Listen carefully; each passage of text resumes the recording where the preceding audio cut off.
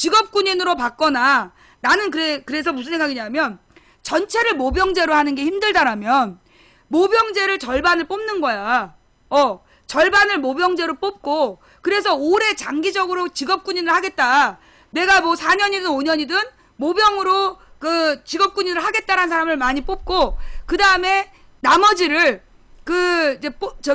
지원을 받는데 짧은 지원 2년이나 3년짜리 지원을 받아서 무조건 군대 경력이 많으면 사회에서 인정을 해주는 거지. 그래서 이제 일반 직업군인이 아니라 지원해서 다녀온 3, 4년 정도, 뭐 3년이나 2년 반을 지원해서 갔다 온 애들한테는 취업의 우선권을 주고, 뭐 학자금도 깎아주고, 그 다음에 대출 이자도 깎아주고, 그 다음에 뭐 가령 임대주택 같은 거 신청했을 때 우선권을 주고, 그런 식으로 한다면 나는 우리나라에서 모병제가 무엇보다 취업이 안 되잖아, 지금. 취업이 안 되는데, 대기업에 솔직히 군대 안 갔다 온 애들도 많이 가잖아요. 왜냐? 요즘에 대기업 정규직은 다 있는 집 자식들이야. 빽 있는 자식들이기 때문에 걔네들은 군대 안 갔다 온 애들도 많아. 그런데 이제 대기업을 반드시 군필자만 들어간다. 그러면 너도 나도 다 가야 될 거 아니야. 그리고 고위공직자, 뭐 법무관, 사법부에 들어가는 것도 군필자여야 한다. 그러면 솔직히 군대 안 갔다 오면 국회의원도 못하고 대통령도 못하고 장애인이 아닌 사람이라면 군대를 반드시 갔다 와야 되게끔. 그리고 나는 지금 우리나라에 필요한 게 뭐냐면요. 지금 옛날에는 아버지가 안 계시고 어머니가 혼자 살아야 되면 자식이 군대 안 갔어. 생활비를 대기 위해서. 그런데 그 어머니가 나이가 좀 젊다든가 그러면 자식이 군대를 가야 되는 거야. 근데 그렇게 가버리고 나면 엄마는 생계의 위협을 시달린단 말이에요. 그런 문제가 지금 생각보다 심각해. 그리고 막 어머니가 아버지는 암으로 돌아가시고 어머니 혼자 투병하시는데 그런 상황에서도 아들이 군대를 가야 되는 거야. 원칙적으로. 그런 문제들이 되게 많아. 그러니 나이가 어떻든 뭐 성별이 어떻든 군대 가고 싶은 사람을 모병제로 뽑는 게 나는 그게 더 합리적이라고 봐요. 그리고 모병제로 지원해서 군대를 다녀온 사람에게 그만큼의 혜택을 주는 게 맞다. 근데 군 가산점은 아무 도움 안 되는 거야. 그러니까 걔네들이 새누리당에서 끊임없이 군 가산점 얘기한 게 돈이 안 들어서야. 돈이 안 들면서 그렇게 벌레 몇 마리 풀어서 논쟁 붙이기 좋으니까 군 가산점 얘기한 거야. 그 남자들이요. 군 가산점 같은 쓸데없는 데 주장하지 말고 그 대기업의 입사 조건으로 군필자여야 한다. 장애인이 아닌 공무원은 반드시 남자는 군필자여야 한다. 그런 걸 법제화시켜. 그래야 7급 공무원 또는 사법고시 이런 것도 군필자만 할 수 있게 하란 말이야. 그런 얘기는 안 하고 맨 0.03% 혜택 받는 군 가산점만 얘기하고 앉아있어. 그러니까 너네가 등신이야. 실제로 도움되는 일에 집중하란 말이야. 그리고 국회의원 중에 장애인이 아닌 남자가 군대 안 갔다 왔다. 가령 우리 옛날에 민주화운동 시절에는요. 지금 이제 50대 이상이야. 그러니까 48세 이상은 그 당시에는 민주화운동을 하면 군역 대상에서 제외가 됐어. 그러니까 군 모집 대상에서 지워버렸어요. 가령 이제 민주화운동하다 구속이 되거나 잡혀 들어가면 군역 대상에서 빼버린 거야. 월북할까봐. 북한으로 넘어갈까봐 민주화운동을 했던 8호학번 이상의 선배들은 구속되면 군대를 못 갔어. 그러니까 8호학번 이상은 그래서 군대를 못 갔으니 그 사람들은 특별히 봐주더라도 그 밑으로는 8호학번 밑으로는요. 구속돼서 감옥 안 가는 경우가 없어. 그러니 나는 국회의원 되려면 반드시 군역을 필요해야 된다. 장애인이 아닌 남자라면 난 그런 조건을 붙여야 된다고 봐. 그래서 군대 안 간 새끼들은 장관도 대통령도 국회의원도 못하게 해야 돼. 판사도. 다른 주제로 넘어가서 천안함 얘기. 천안함. 이 천안함이 말이에요. 여러분. 천안함 사건 왜요? 녹화 지금 다시 끊고 하고 있어요. 아까 3시 50분에 노래 잠깐 틀면서 끊었어요. 천안함에 대해서 내가 4년을 추적했잖아. 그 천안함에 대해서 말이에요. 많은 사람들이 어떻게 알고 있어? 북한의 잠수정이 내려와서 그 천안함을 반파시키고 북한으로 돌아갔다. 그렇게 알고 있잖아. 정부가 발표를 했어. 그런데 그 당시 천안함 발표가 천안함 얘기 말고 뉴라이트 얘기 먼저 할까? 뉴라이트 얘기? 알았어. 그럼 뉴라이트 얘기 먼저 해줄게. 뉴라이트가 나온 배경이 언제냐 하면 그 김영삼 정부 때예요. 뉴라이트라는 게 나타난 게 김영삼 정부 때야. 왜냐하면 그 김영삼 이전에 그 이승만, 박정희, 전두환, 노태우까지가 군부 독재자들이었어. 군부 독재자들이 정권을 잡고 그 지들 멋대로 독재 정치를 했단 말이야. 그러면서 얘네들이 온갖 부정부패를 많이 했어. 그래서 부패한 독재 권력, 이게 소위 그 당시에 신한국당까지를 만들어낸 그러니까 이제 자유당, 공화당, 민정당, 민자당, 그 다음에 이제 신한국당, 이렇게가 역사적으로 연결되고 신한국당이 한나라당 되고 한나라당이 새누리당 된 거야. 근데 이제 그들에 대해서 그 이미지가 뭐였냐면 부패한 독재 세력. 그래서 소위 우리 사회에 보수 세력이라는 거 부르질 않고 그들은 독재와 그러니까 독재 세력 대 민주 세력으로 구분이 됐단 말이야. 김영삼이 대통령이 되니까 이때 얘네들이 이제 뉴라이트라는 걸 만들었어요. 그런데 나도 이걸 안 지 얼마 안 됐어. 몇 년 안 돼. 그 뉴라이트라는 게 뭐냐면 새로운 보수야. 그 라이트가 빛을 얘기하는 라이트가 아니라 라이트, 오른쪽을 얘기하는 거야. 오른쪽. 그러니까 이게 보수를 의미하는 거야. 새로운 보수. 그래서 이 새로운 보수 운동이라는 게 뭐였냐면 그러니까 뭐라나 도덕적 보수. 그러니까 그 과거에 노태우 때까지가 전두환 노태우가 김영삼 정부 때 사형 선고를 받았잖아. 그거 알죠? 그 22.12 쿠데타 때문에 내란 음모죄로 사형 선고를 받았어. 그러니 전직 대통령 둘이 사형 선고를 받고 부패한 독재 세력이란 낙인이 찍혔지. 박정희는 총살당했지. 이승만은 쫓겨나서 미국에서 죽었지. 그게 우리나라의 대통령의 역사였던 거야. 그러니 그 과거를 청산하고 새로운 보수 세력이라는 그 주장을 할 필요가 있었어. 그래서 만들어진 게 뉴라이트예요. 근데 이 뉴라이트가 우리나라에만 있는 게 아니더라고. 미국의 부시도 뉴라이트야. 부시가도 뉴라이트하고 통하더라고요. 그 뉴라이트라는 게 뭐냐? 신보수 운동이야. 새로운 보수 운동. 그게 세계적인 흐름이었던 거야. 그러면서 지금 집중해라.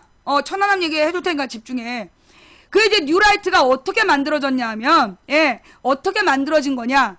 이 뉴라이트가 지금 이제 뉴라이트에 대한 질문이 아침에 들어왔어. 뉴라이트가 뭔가요? 이런 질문이 왔더라고요.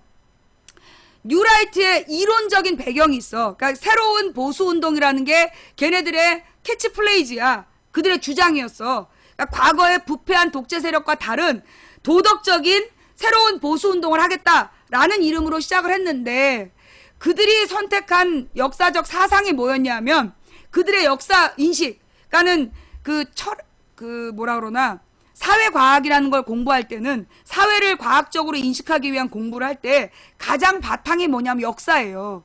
그래서 역사에 대해서 똑바로 알고 시작을 해야 돼. 그래서 그가 갖고 있는 역사관이 뭐냐가 중요한데 그 뉴라이트가 갖고 있었던 역사적 관점이 뭐냐 하면 소위 식민지 근대화론이라는 거야. 지금부터 집중. 뭐라고요?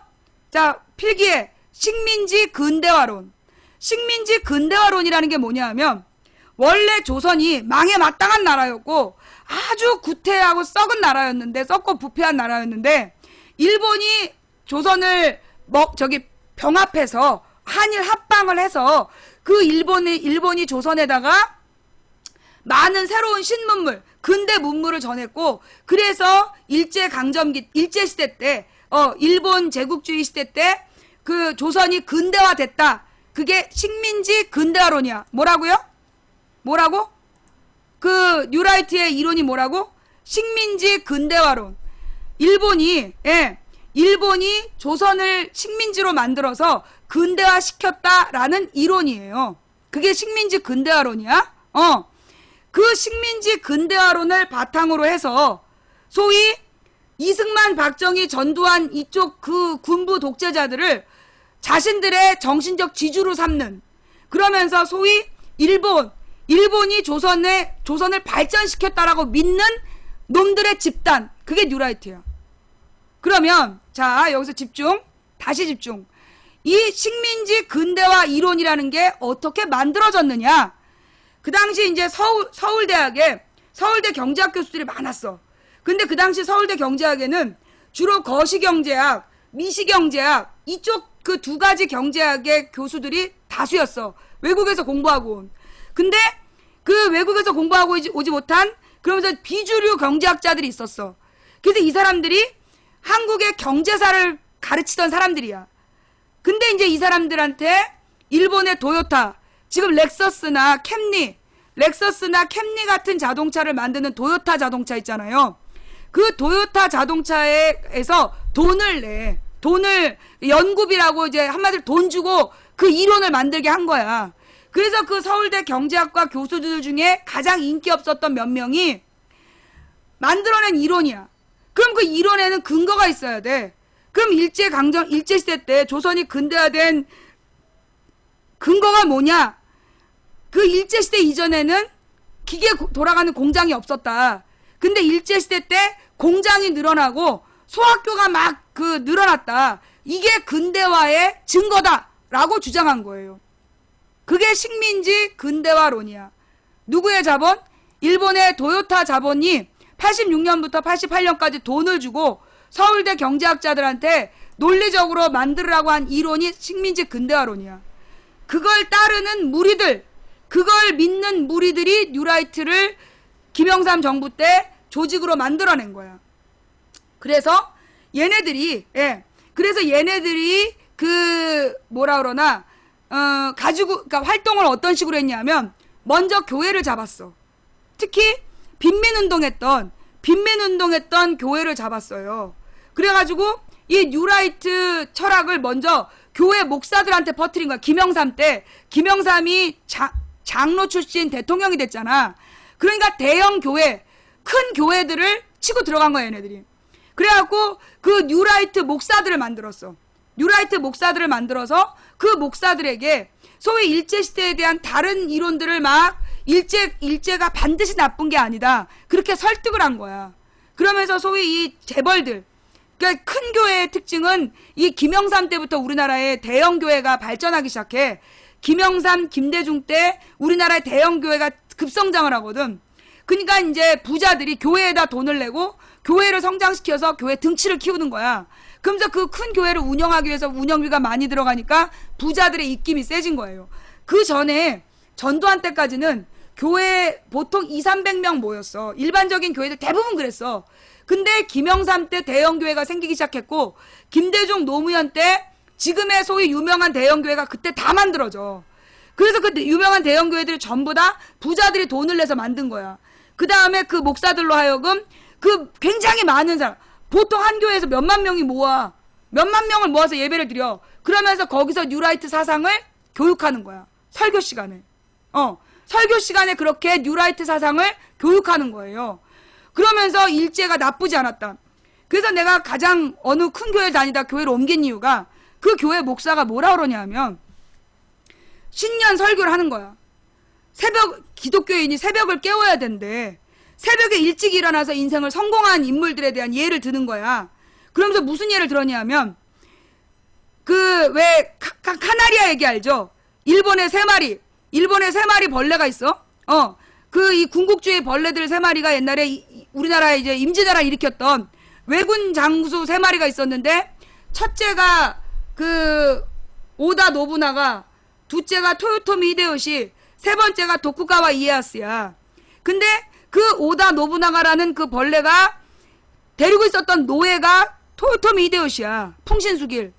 근데 이 토요토미 히데요시라는 노예가 오다 노부나가의 그 신발을 새벽마다 일찍 일어나서 끌어안고 있어가지고, 그 장군이 일어나서 따뜻한 장화를 신으면서 토요토미 히데요시를 보기 시작했다. 그래서 걔가 나중에 성공한 장군이 됐다. 씨발, 그 새끼가 임진왜란 일으킨 장군이야. 토요토미 히데요시 그 씨발놈이 임진왜란을 일으켰다고. 그래서 그 임진왜란을 일으키고 들어와서 아이들이 보는 앞에서 아버지를 죽여. 그래서 아버지의 코와 귀를 자른 다음에 엄마를 강간을 하는 거야. 근데 엄마가 저항을 하면 나무에 묶어서 팔다리를 자르고 강간을 했어. 그걸 자식들이 보게 한 다음에 자식들을 노예로 잡아간 것들이 일본 놈, 외놈들이야. 임진왜란. 그게 임진왜란이야. 어? 그 임진왜란을 일으킨 토요토미 히데요시를 새벽에 일찍 일어나서 성공한 인물이라고 설교를 한다니까. 대형교회 목사가. 그래서 내가 교회를 나왔어요. 그 교회를 나와서 작은 교회로 옮긴 거야. 그 다음에 무슨 얘기를 하냐. 대형교회들 중에 또 그런 얘기를 해. 임진왜란 때 그건 임진왜란이라고 부르면 안 된다. 분명히 그거는 조선과 일본이라는 국가 대 국가의 전쟁이니까 조일 전쟁이라고 불러야 된다. 그런 씨발놈들이 주장하는 내용 중에 뭐가 있냐. 일본에서 그러니까 이 네덜란드를 통해서 기독교 신앙이 들어오고 그래서 그 외군 장소들이 각 가문별로 그때 외병은 국가의 병력 국군이 아니었어. 일본국의 국왕이 운영하는 군대가 아니라 해적 무리들이 가문별로 깃발 만들고 온 거야. 깃발 만들어갖고 온 거라고. 그래서 그렇게 온 가문별 깃발 중에 십자가 모양이 있었다는 거야. 그래서 임진왜란도 우리나라에 처음으로 기독교 신앙을 전파했다라고 주장하는 씨발 연놈들이 있어. 그게 뉴라이트야.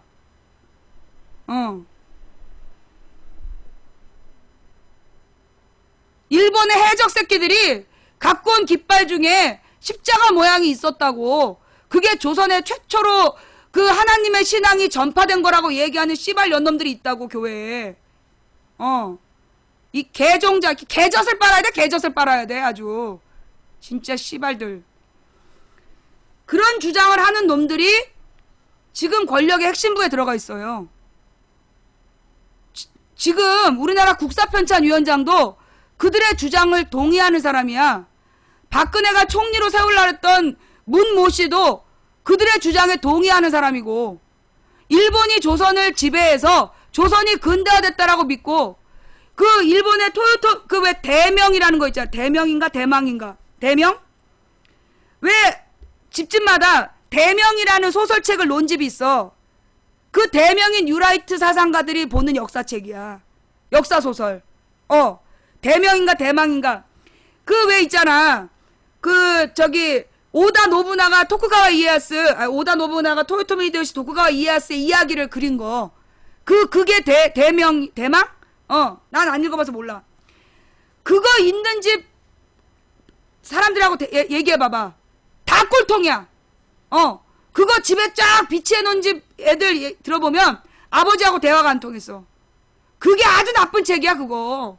그거 보고 애들이 다 꼴통된 거라고. 근데 좌우지간. 그러면 일제시대 때, 일제강점기 때 조선의 소학교가 늘어나고 공장이 늘어났으니 근대적인 시설이 된 거 맞지 않습니까? 라고 꼭 반문한 놈인데 오늘 안 보이네? 자, 여기서 들어가는 게 근대라는 개념이야. 근대라는 말은 역사적인 시대 구분을 말해요. 고대가 있고, 그러니까 원시사회가 있고, 그러니까 원시사회가 지나서 문명의 발생, 그 다음에 고대, 중세, 근대, 현대, 요게 시대를 구분하는 역사 개념이야. 그러면 그 중에서 근대라는 말은 어떤 특징이 있느냐? 이 근대라는 시대가 갖고 있는 데서 근대화라는 말이 있어. 어느 나라가 근대화됐다? 전근대성. 들어봤죠? 근대화. 가까울 근자에 시대할 때 대자 쓰는 거야. 그래서 현대로부터 가까운 시대인데 어느 나라가 근대화됐다 또는 전근대적 성격 이런 말이 나오면 그때 근대라는 개념이 있어요. 자, 일단 내가 올릴 테니까 잘 들어. 이거 역사학적인 용어예요. 역사학 용어야. 근대라는 말은 사학자들이 전 세계의 역사를 공부하는 사람들이 만들어낸 이론이라고. 근대라는 말 자체가. 그러면 어느 나라가 근대화 됐다라고 얘기하려면 여기서 중요한 근대화라는 개념이야. 근대화되었다 라고 얘기하면 네 가지가 필요해. 받아 적어. 첫째, 정치는 민주사회, 민주적인 헌법이 만들어지면, 그러니까 이제 헌법에 따라서 정치하는, 의회 정치가 그 합법화되는, 그리고 사법부가 독립하는 그런 민주주의적 정치체제가 만들어지면 근대화됐다. 둘째, 경제는 자본주의 경제체제가 만들어지면 근대화된 거다. 그래서 자본가들이 나타나서, 그러니까 이게 경제 개념이거든.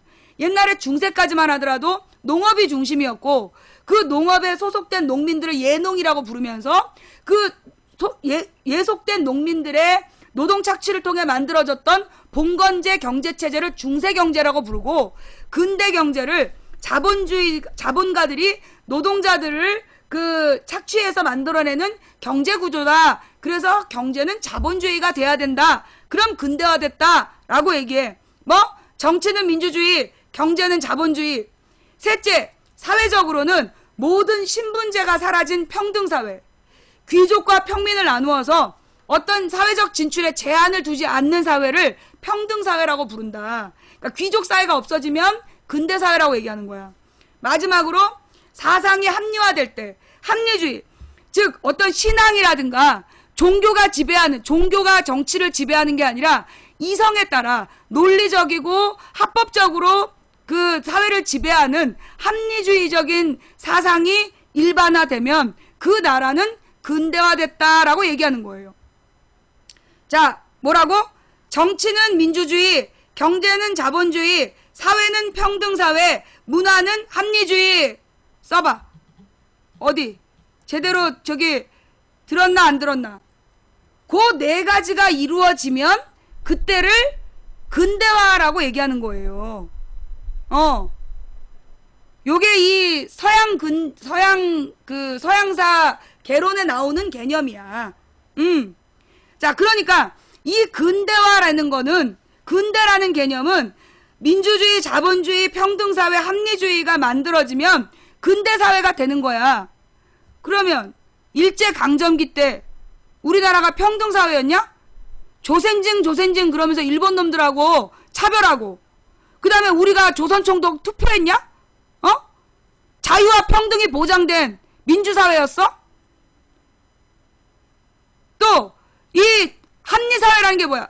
종교나 미신을 타파하고 이성에 따라 지배하는 나라에서 왜 일본 귀신한테 절하라 그랬어? 왜 일본 귀신을 모셔놓은 절에 가서 절하라고 지랄들 했냐고. 그게 무슨 근대화야, 이 씨발놈들아. 이 개젖발 새끼들아. 어디서 일제시대가 식민지 근대화됐다는 이 진짜 이 개똥 주워먹고 이 댄스출놈들아. 개젖을 빨아, 이 씨발놈들아. 어디서 식민지 시대 때 근대화됐다고 지랄하고.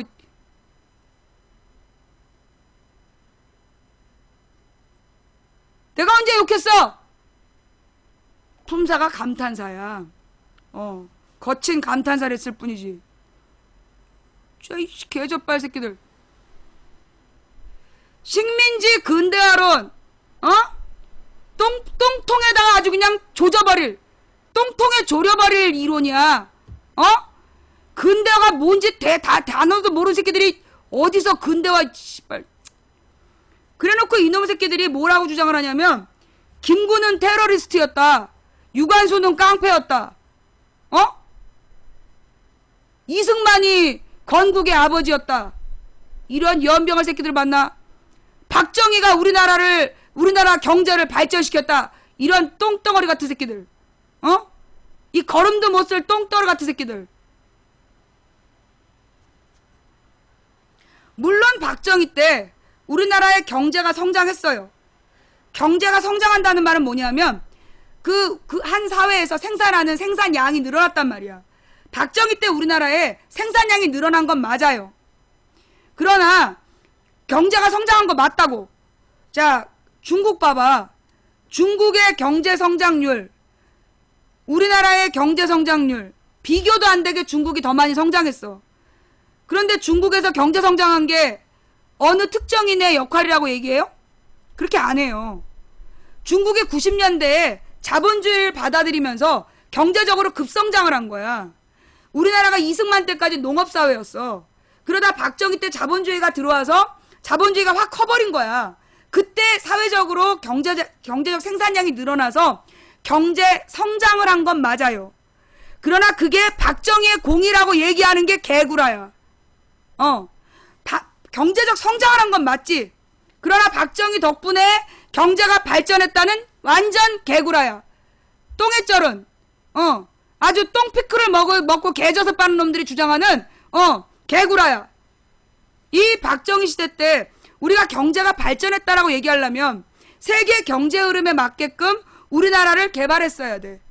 그때 1960년 세계 경제 부흥은행이라는 데에서 우리나라 개발 전략을 알려줬어요.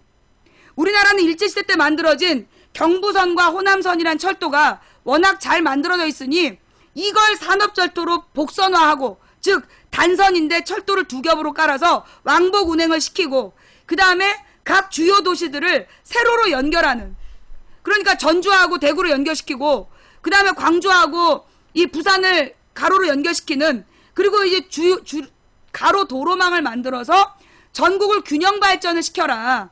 그게 세계 부흥은행의 조언이었어. 후진국의 개발 전략을 짜주는 전문가들이 만들어준 개발 전략. 그러면서 당시에 우리나라의 1960년 호남의 인구가 상대적으로 많았어요. 왜냐하면 농업사회였기 때문에 호남이 쌀을 많이 생산하니까 그 인구 부양 능력이라 그래, 전문용어로. 인구를 많이 먹여 살렸어. 그래서 호남에 값싼 노동력이 많으니까 호남의 섬유나 전자산업, 구미가 대구, 그러니까 경북의 구미에다가 만들면 안 되고 광주 일대에, 거기 광주 일대에다가 섬유 전자산업을 만들어서 호남에 사는 많은 값싼 인력들이 가까이로 흡수되게 하면 호남 일대가 발전을 하고, 그 다음에 영남은, 이 남쪽은 그 해안선이 주로 뻘이기 때문에 이 서부 남해는, 서쪽 남해안은 큰 배를 댈 수가 없어. 근데 이 경상남도 쪽은 그 태백산맥이 경동지형이라서, 경동지형이라 태백산맥이 그 높이 올라가고 그게 부산 쪽에서 쭉 떨어지면서 갑자기 수심이 깊어지면서도 동해안처럼 해안선이 단조롭지 않고 이렇게 복잡한 리아스식 해안이면서 수심이 깊은 지형이라 여기는 수출항을 만들기에 적당하다. 그래서 남동 임해 공업지대에 대거 수출항을 만들고, 이 호남 지방에다가 인구 집약적인, 그러니까 노동 집약적인 섬유 전자산업을 만들고, 그 다음에 수도권에서 자본 집약적인 산업을 만들으라고 조언을 해준 거야.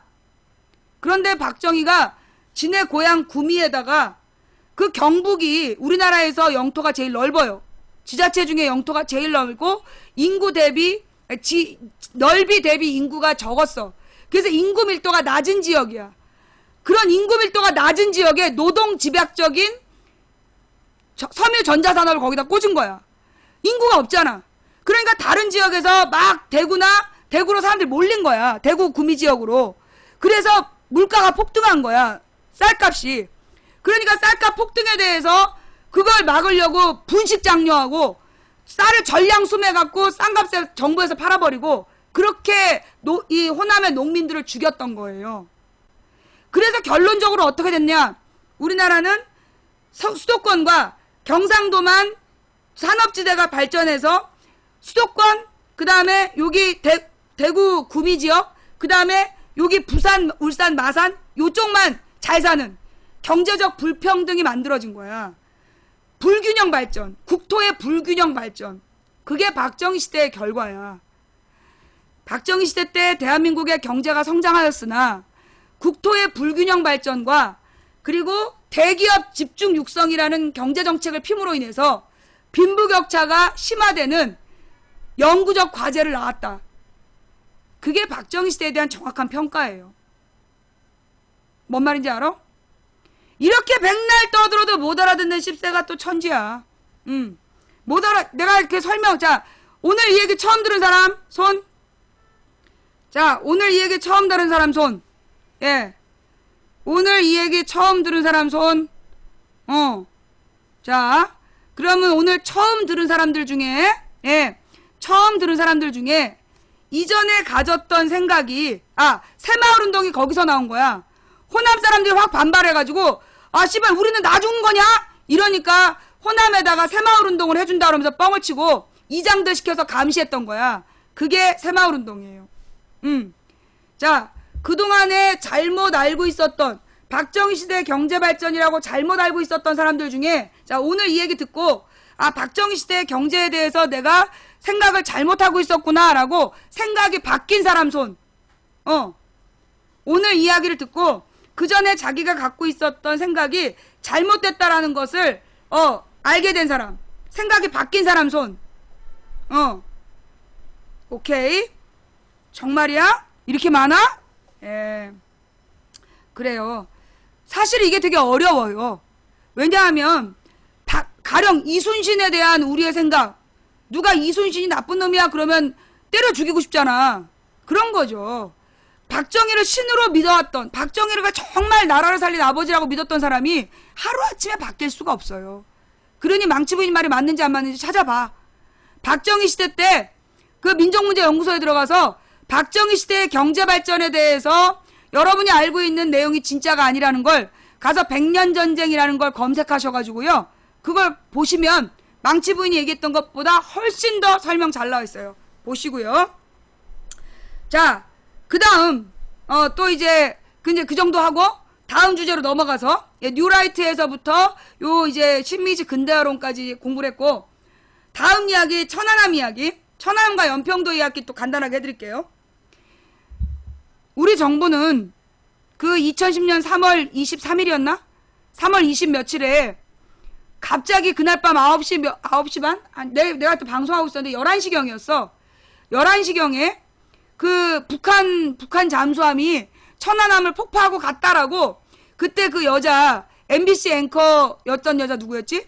그 여자 백은주인가? 아니야, 누구였더라? 그 왜 순복음교회 다니는 여자. 그 여자가 그 북한 잠수함 얘기, 북한의 공격을 받아 천안함이 반파 격침됐다. 김주아. 그런 글이 밤에 11시에 올라와요. 그날 밤. 그 다음에, 그리고 난 다음에 이제 정부에서 뭐라 그랬냐? 아니다라 그래. 그래서 그날 밤 11시에 정부에서 발포했다. 발포를 했는데 그 발포를 뭐에다가 그러면 포를 쐈냐? 그러니까 정부가 새떼한테 쐈다 그랬어. 새떼한테 쐈다. 그리고 나서 이명박이 다음날 이명박이랑 미국 국무부에서 미국 국방부 차관하고 이명박이 뭐라 그랬냐면, 우리는 천안함 내부의 문제 이외에 다른 원인을 알지 못한다. 말이 어렵죠? 한마디로 천안함은 내부적인 원인으로 침몰했다는 거야. 이명박도 그렇게 얘기했고 미국의 국무부 차관도 그렇게 얘기했어. 2010년 3월이야. 2010년 3월에 그렇게 얘기했어. 그런데 조선일보에서 막 이명박을 욕을 하기 시작했어. 3일 뒤부터.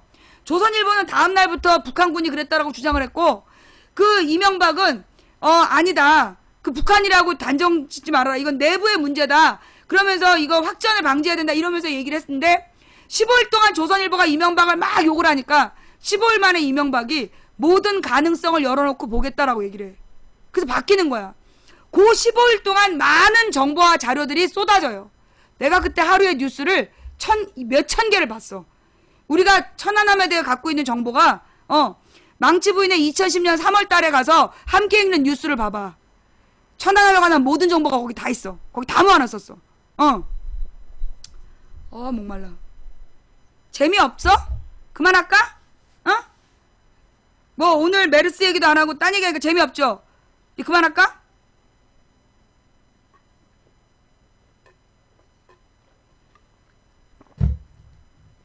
계속해? 알았어.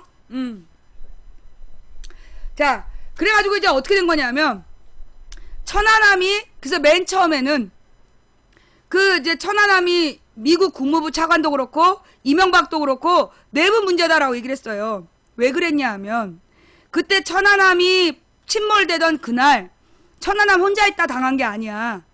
그때가 그러니까 한미 연합 해군에 한국, 미국, 일본인가?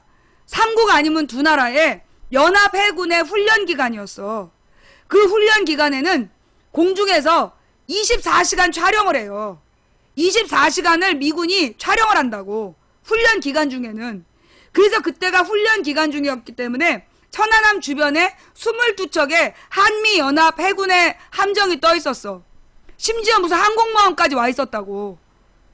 그런 상황에서 천안함이 침몰을 한 거야. 그런데 우리 정부에서 뭐라 그랬냐면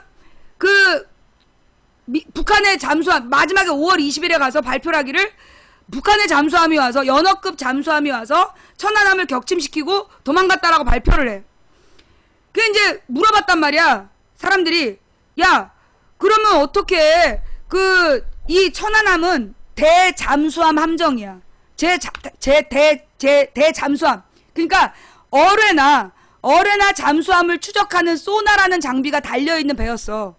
그런데 천안함에서 어뢰나 잠수함의 흔적이 발견됐다? 안 됐어요. 그래서 물은 거야. 야, 그 소나에서는 그리고 주변에서 잠수함에 대한 어떤 것도 포착이 안 됐는데 왜 잠수함이라고 그러냐? 그러니까 정부가 뭐라 그랬냐면 그게 사실은 그 잠수함이 엔진을 끄고 해류를 타고 흘러내려왔다는 거야. 그런데 그때 어떤 눈치 없는 해양학자가 그날 해류는 남에서 북으로 흘렀는데 이렇게 얘기한 거야. 왜 정치적인 감각은 없고 학문적인 신념이 뚜렷한 학자인 거지. 그때 해류는 남에서 북으로 흐르는데 이렇게 얘기를 한 거야. 그럼 엔진을 끈 잠수함이 그러면 해류를 거슬러 왔다는 거냐? 그리고 우리가 다시 물어봤지. 그러자 정부가 뭐라 그랬냐면 군산 앞바다로 들어와서 엔진을 끄고 흘러왔다는 거야. 떠내려왔다는 거야. 근데 천안함에 600톤짜리 천안함이 빙빙 돌아요. 해류에. 근데 그 연어급 잠수함이 어떤 사람은 200톤이라고 그러고 어떤 사람들은 150톤이라고 그러고 어떤 사람은 250톤이라고 그랬어. 톤수가 막 바뀌어. 그러니까 이게 북한 잠수함은 트랜스포머인 거야. 150톤, 200톤, 250톤으로 막 변형을 하는 이 잠수함이 엔진을 끄고 뺑뺑뺑뺑 막 돌면서 이제 천안함까지 온 거야. 그래가지고 딱 멈춰갖고 한 방에 어뢰를 쏴가지고 버블 제트로 배를 딱 동강을 낸 다음에 또 막 이러면서 간 거야. 갔는데 우리 군이 셋대한테 총을 쐈다. 이게 이제 정부의 발표를 그대로 이렇게 재현을 하면 이렇게 되는 거야. 천안함이. 연어급 잠수함에 톤수가 없어. 공식적으로. 150톤, 200톤, 250톤 왔다 갔다 해. 150톤, 200톤, 250톤. 이를 돌면서 천안함을 보고 빵 쏜 다음에 막 돌면서 사라졌는데 셋대한테 총을 쐈다. 이쯤 되면 이제 요원들이 나타나서 이렇게 얘기해요. 그러면 천안함은 왜 가라앉았단 말이냐? 북한이 안 그런 거면. 가장 황당한 말이죠. 아니 천안함이 침몰한 게 그러니까 난 세월호 침몰한 게 북한 탓이 아니라고 그런 게 참 용했어. 얘들을 뻑하면 북한 탓이라고 하잖아. 세월호도 북한 탓이라고 그럴 것 같아서 내가 기다렸는데 그 얘기는 안 나오더라고. 천안함이 북한 탓이 아니면 누가 그랬냐는 거야. 그래서 우리가 그때부터 전문적으로 또 연구를 했잖아. 천안함이 수리 중이었던 배다. 뭐가 수리 중이었냐? 배에 계속 물이 차는 거야. 배에 균열이 생겨가지고 계속 물이 차서 계속 그 물이 차는 부분을 땜질을 하는 수리를 계속 했다는 거야. 그럼 왜 그랬냐? 이게 천안함이 만들어질 때 시대적 비극이 있어. 그게 89년인가 88년에 만들어진 배인데 천안함이 그쵸. 그 정도에 만들어진 배인데 원래 그때 배를 이제 그 당시에 배를 20척인가 뭐 몇척 만들기로 작정을 한 거야. 그러면서 2000톤짜리 배를 2000톤짜리 군함 20척을 만든다. 이걸 이제 몇십 척을 만들겠다는 계획을 수립했다는 거야. 근데 그때나 이때나 중간에 어떤 새끼들이 빼돌렸겠지. 돈이 모자란 거야. 그래서 원래 2000톤짜리 배를 만들기로 하고 2000톤에 맞는 무기까지 다 수입을 해놨는데 2000톤짜리 배를 만들 돈이 모자랐던 거야. 그래서 1200톤으로 만든 거야 배를. 그래서 천안함이 1200톤짜리 배야. 근데 1200톤짜리 배에다가 2000톤짜리 무게를 실어놓은 거야. 그러니까 늘 배가 뒤쪽이 가라앉아 있었던 거지. 그러니까 그 800톤을 오버한 거야. 800톤을 오버한 무기를 실었어야 됐던 거지. 그러니 이 배가 항상 그러니까는 무리한 과적 상태에서 운행을 한 거예요. 그런데다가 이런 군함은 그 굉장히 빨리 움직이고 굉장히 많이 혹사를 시키기 때문에 15년 정도 지나면 폐선을 시켜야 된대. 그런데 80년대 후반에 만들어진 배가 2010년까지 쓰여졌어.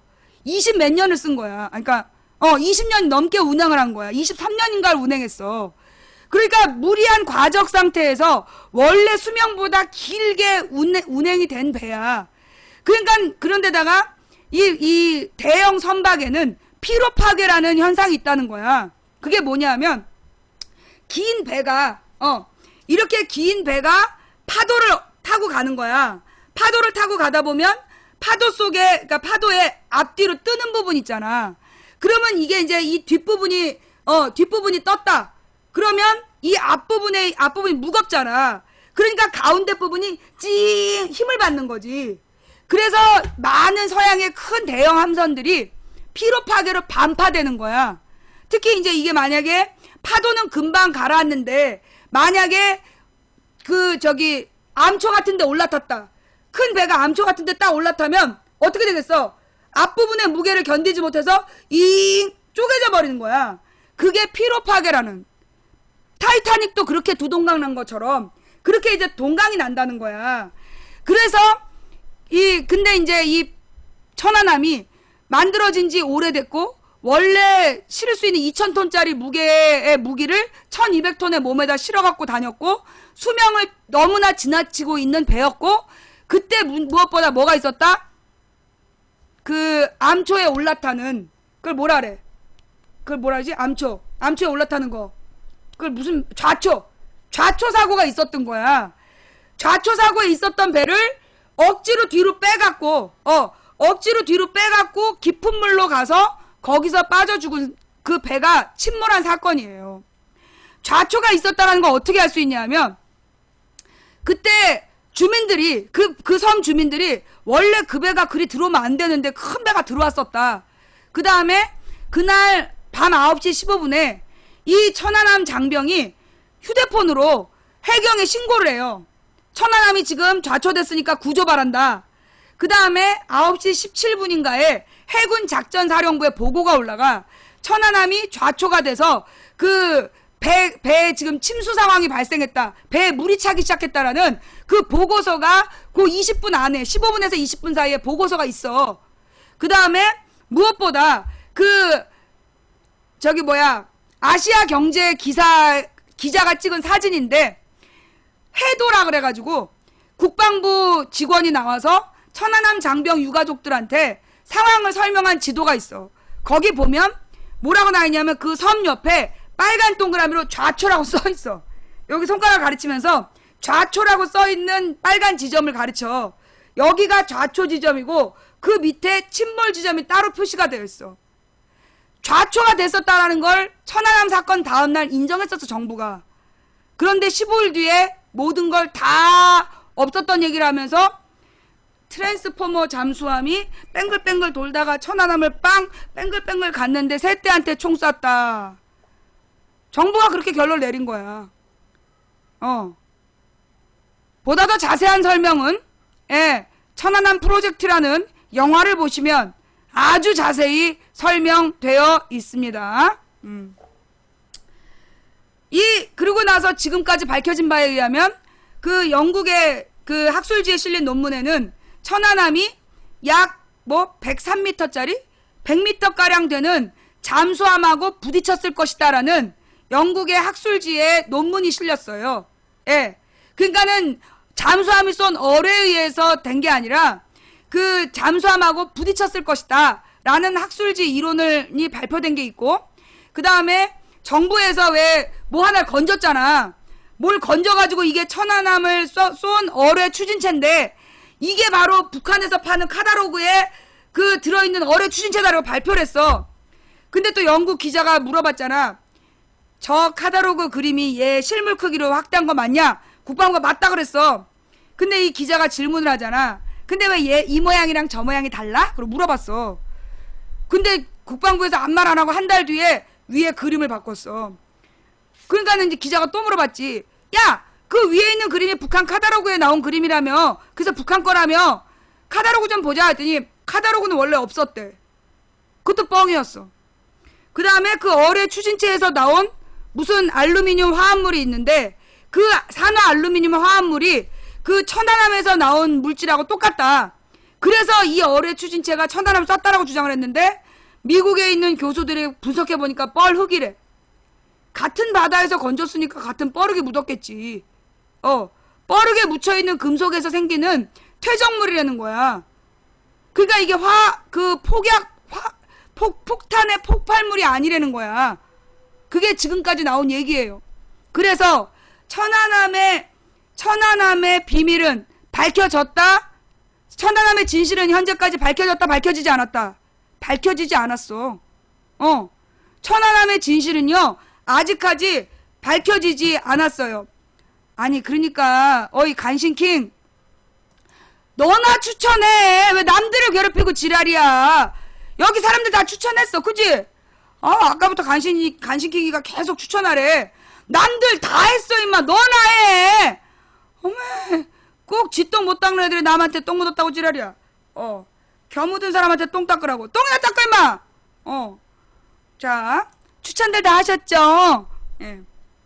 그래서 지금 정부에서 발표한 정부에서 이제 그 어뢰 추진체를 건져갖고 1번 파란색 1번이 쓰여 있었어. 그 한글 1번을 쓸 수 있는 나라가 우리나라랑 북한밖에 없다. 그러니까 이거 북한이 그랬다는 거야. 근데 이제 그때 바로 그날 어떤 애가 우리 아버지가 북한 간첩인가 봐요 이러면서 그 전에 북한산 아이폰이라는 그림이 인터넷에 확 떴어. 그래서 보니까 아이폰 뒷면에다가 누가 파란색으로 1번이라고 쓴 거야. 북한산 아이폰. 그래갖고 다 낄낄거렸어. 근데 그 다음에 어떤 애가 진지하게 우리 아버지가 간첩인 것 같아요. 그래서 아빠가 파란색 볼펜으로 쓴 1번이라는 글씨를 놓고 진지하게 고민하는 아이의 일기장이 또 발견이 돼. 다 낄낄거리면서 파란색 1번을 비웃었어. 그러니까 굉장히 과학적인 얘기가 나와. 그 잉크의 성분을 분석하니까 솔벤트 블루 5라는 성분인데 이건 우리나라 매직에서는 발견되지 않는 성분이다라고 SBS하고 한국일보인가 무슨 KBS인가 어디에서 이제 SBS 플러스 알파가 보도를 했어. 근데 이제 모나미에서 그 특허 신청한 거에 보니까 솔벤트 블루 5가 딱 들어있는 거야. 그뿐만이 아니라 우리나라의 모든 매직에 솔벤트 블루 5가 들어있어. 그래서 국방부에 다시 질문을 했지. 아니 솔벤트 블루 5가 우리나라에 안 들어있다는데 다 들어있다는데요 했더니 국방부가 뭐라 그랬냐? 우리는 그런 발표한 적이 없대. SBS 보도는 뭐냐? 오보였대. 그럼 왜 그동안 한 달 동안 가만히 있었냐? 침묵하며 가버렸어. 솔벤트 블루 5 거짓말이었지? 그 무슨 뭐 알루미늄 산화 알루미늄 화합물 그것도 가짜였지? 그 다음에 그 어뢰 추진체 그림이 북한산 카다로그에 있었다 그랬는데 그 북한산 카다로그가 없대지. 정부의 주장은 지금 다 뒤집어졌어. 그런데 영국의 학술지에 권위 있는 과학 학술지에 그 지진파 연구한 교수가 110m짜리 물체하고 그 부딪힌 지진파가 감지가 됐다라고 지금 얘기를 하고 있어요. 그리고 좌초의 증거들이 있고. 그래서 천안함의 진실은 아직 밝혀지지 않았어요. 그러면 망치부인년아 너 왜 세월호의 진실은 밝히라고 그렇게 얘기하면서 천안함의 진실을 밝히라는 얘기는 안 하냐? 나는 천안함 유가족이 지금이라도 진상규명을 요구하면 같이 싸워줄 수 있어요. 근데 그 당시에 그 천안함 유가족들이 그때 막 진상규명을 요구했었어. 그런데 무슨 기사가 났냐 하면 그 어린 시절에 아들을 버린 비정한 모정 그 아들이 죽었다는 얘기를 듣자 그 보상금을 요구했다. 그래갖고 보상금을 타가는 바람에 홀로 아이를 키운 아버지가 고통 속에서 그 이중삼중의 슬픔에 잠겨있다는 뉴스가 나왔어. 기억나지? 그거 뻥이었다며. 그게 뻥이었대나? 하여튼 그 뉴스가 나오면서 그게 사실인지 아닌지 모르겠는데 그게 뻥이었다는 얘기도 있었어. 근데 내가 이제 자세하게는 모르고 그 뉴스 때문에 천안함 유가족들이 사람들 앞에 모두 보상금에 눈이 먼 돈에 환장한 사람으로 찍힌 거야. 그래서 진상조사 입 밖에도 못 냈어요. 사실이야. 그 한 사람 때문에 그 보상금에 눈이 먼 유가족이라고 낙인이 찍히는 바람에 진상조사 요구를 못한 거야. 그래서 이번에 세월호는 세월호 부모들은 모금도 하지 마라. 보상금 얘기 입도 꺼내지 마라 그런 거야. 세월호 싸움이 오래 갔던 근거가 거기 있었어요. 맨 처음에 이번 세월호 문제도 비정한 모정 이러면서 똑같은 기사가 떴어. 그랬는데 세월호 유가족들이 보상금 얘기 입도 꺼내지 마라. 우리 이름으로 모금도 하지 마라 이래버린 거야. 돈 얘기를 아예 처음에 처음에 막아버렸어. 그래서 세월호 유가족에 대해서는 돈 얘기를 못한 거야 초반에. 그래서 이게 석 달 넘어간 거예요. 그러니까 나중에 세월호 특별법이 보상금을 더 받기 위한 법이라고 거짓말 퍼돌렸잖아. 그건 명백한 거짓말이었지. 그 천안함 때 경험이 있어서 세월호 유가족이 그렇게 싸웠던 거예요. 자, 왜? 이 방송 왜 보냐고? 너는 왜 봐? 너는 왜 봐?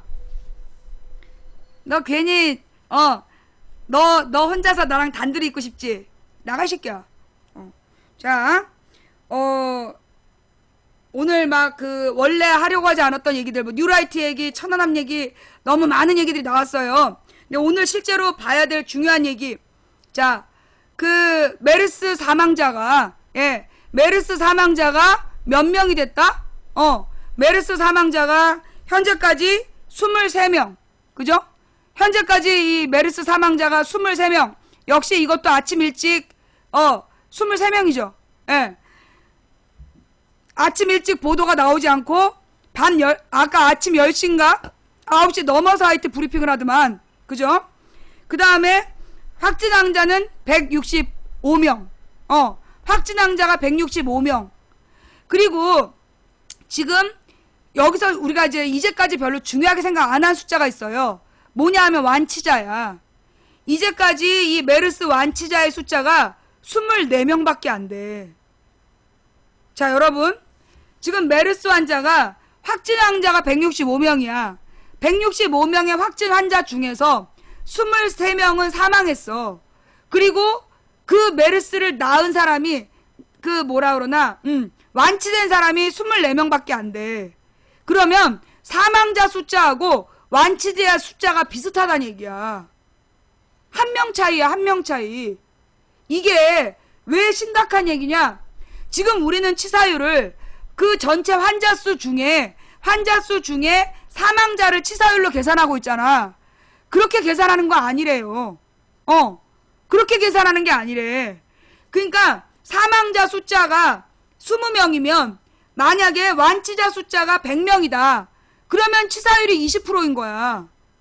사망자 숫자가 20명이면 완치한 숫자가 200명이 돼야 완치한 사람 숫자가 200명이 돼야 치사율 10%라고 얘기하는 거래.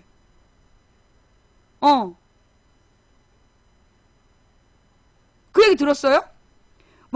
사망자 숫자하고 완치자 숫자만 비교하는 게 전문가적인 계산이래. 내가 언제 선동했어? 네가 감동한 거지. 이게 며칠 전부터 얘기가 나왔는데 내가 신경을 안 썼거든. 근데 그 말이 맞는 것 같아.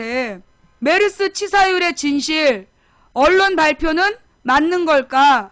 1.1에서 56%까지 사망자와 확진자 플러스 100, 곱하기 100이 갖는 한계 이러면서 지금 이게 뉴스에 나왔어요.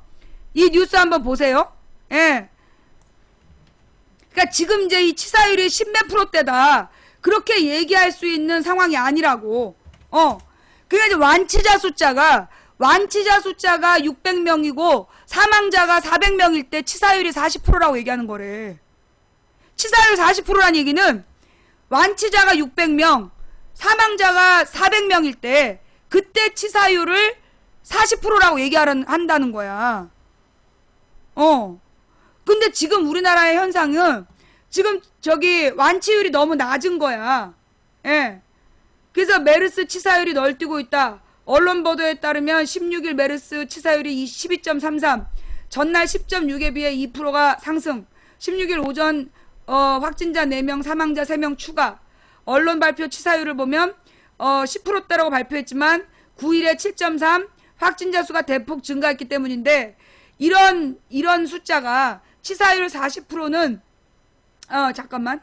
검증되지 않은 치사율을 보도하기도 했다.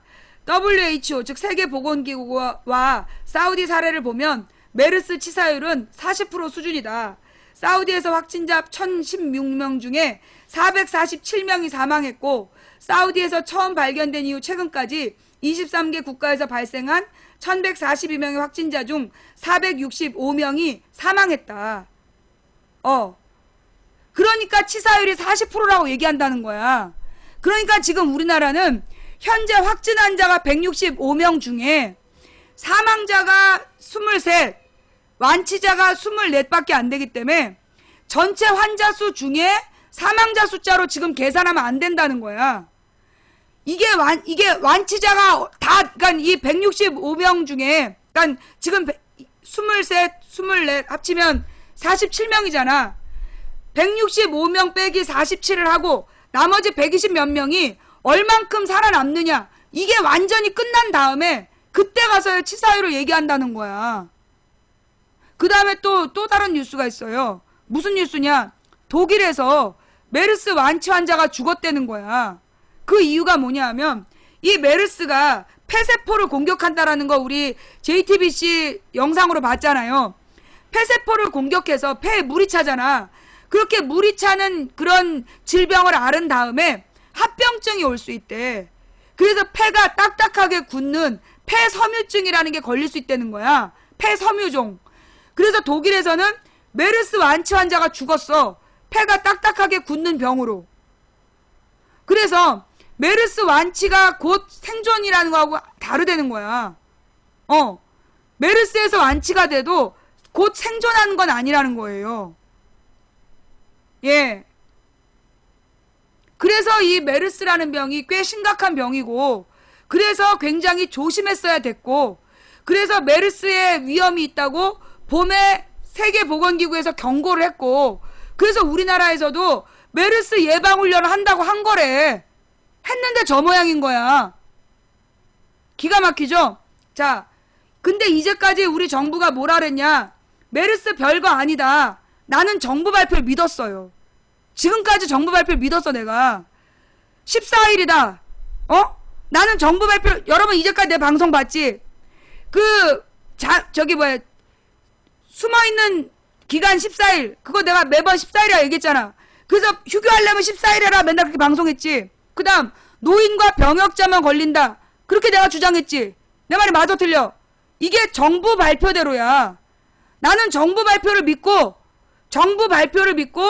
노약자나 병약자만 걸리는 거, 지병이 있는 사람만 걸리고 그 잠복기가 14일이라고 얘기하고 방송했던 사람이라고. 그런데 지금 얘기가 보니까 잠복기 14일이 아니라는 거야. 잠복기가 14일이라는 게 지금 틀린 여러 사례가 나타났어. 그리고 지병이 없는 사람도 사망했고 젊은 사람도 걸렸어. 그러니까 정부의 초기 발표는 다 틀린 거야. 근데 정부는 끊임없이 뭐라 그러냐? 자기들은 매뉴얼대로 했다. 그 얘기 들었죠?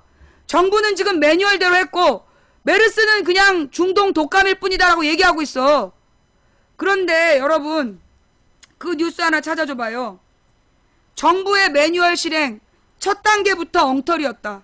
무슨 얘기냐 하면 정부가 매뉴얼대로 운영하고 있다 그랬잖아. 지금 심각 단계 아니다. 그렇게 얘기했잖아.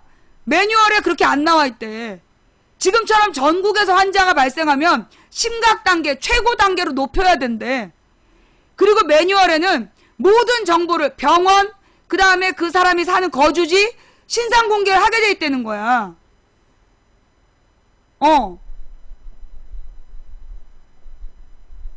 독감 사망률이요. 독감 사망률은 0.1%야. 그거 알죠? 독감 치사율은 0.1%야. 360만 명이 독감 걸려서 2,000명이 죽었다. 그러면 그거 1%도 안 죽은 거야. 지금 우리가 그 독감률이다 이렇게 생각하잖아. 사망자 숫자가 적기 때문에 독감에 비해서 중요한 병 아니라고 얘기하고 있잖아. 근데 독감하고 다르다는 거야. 왜 다르냐? 일반 독감은 360만 명이 감염돼서 그 신종플루 360만 명이 감염돼서 260명이 죽었다는 거야. 그게 독감으로 2,000명 죽었다는 건 거짓말이고 저거. 신종플루 때 사망자가 260명이었대. 그런데 그 260명이 죽은 비율이 360만 명의 환자 중에 260명이 죽었기 때문에 0.1%밖에 안 됐다는 거야, 치사율이. 그러면 지금 메르스의 치사율은 생각보다 심각한 거야.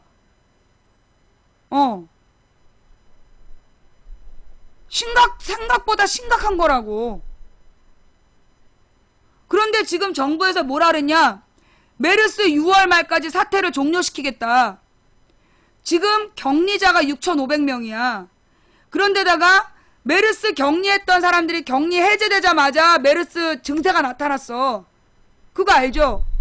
그런데다가 메르스 격리자들이 가래나 뭐 이런 거, 그 마스크나 이런 거 그냥 일반 폐기물로 버렸어. 지금 슈퍼 전파자가 얼마나 생길지도 모르는 상황이라는 거야. 그리고 무엇보다 6,500명의 격리자를 관리 못하고 있다고. 그래서 이거는 6월 말까지 끝낼 수 있는 상황이 아니라고. 그런데 문제는 뭐냐? 우리 정부에서 무조건 6월 말까지 끝내겠다? 하나를 끝낼 수 있어. 뭐? 보도. 메르스에 대한 보도를 6월 말까지 끝낼 수 있지. 세월호처럼. 세월호에 대한 보도를 어느 순간 끝내버렸잖아요. 4월 16일 날 사건이 발생했는데 5월 18일쯤부터 세월호 보도가 끝나버렸어. 정부에서 그때 정부의 청와대 대변인이 보도를 자제해달라고 요청했어. 그때 이정현이었나? 그래갖고 모든 언론사에서 일제히 세월호 보도를 안 해버렸어요. 그게 작년 5월 사건이야. 지금 상황은 6월 말까지 사태를 종료시킨다? 불가능하다고. 지금 그 14일의 잠복 기간이 끝난 뒤에 삼성의료원에서 원인이 된 환자가 어저께까지가 80명이래. 어저께까지 삼성의료원이 원인이 돼서 확인된 환자가 80명이라는 거야. 80명이 넘는 것 같아 지금. 삼성의료원 의료진 또 한 명 추가됐어. 그러면 이제 6명이야. 계속해서 환자가 늘어나고 있어. 격리자는 관리를 못하고 있고. 그 다음에 내가 가장 두려운 뉴스가 뭐냐면요, 여러분. 그 메르스로 확진이 되면 격리가 돼서 가족들하고 떨어진 상태에서 홀로 죽고 그냥 불태운다. 그 뉴스 나왔죠. 이 뉴스를 듣고 열이 있는 사람이 보고를 할까요? 여러분 잘 생각해봐. 본인이 질병이 있어. 지금 메르스에 걸린 사람인데 뉴스에 격리자가 가족들하고 격리된 상태에서 홀로 외로이 싸우다가 홀로 죽고 장례식도 못 치르고 화장해서 치운다. 그런 보도가 지금 나왔어. 그러면 이거 자기가 메르스에 걸렸다고 보고 안 하는 사람들이 난 생길 거라고 봐.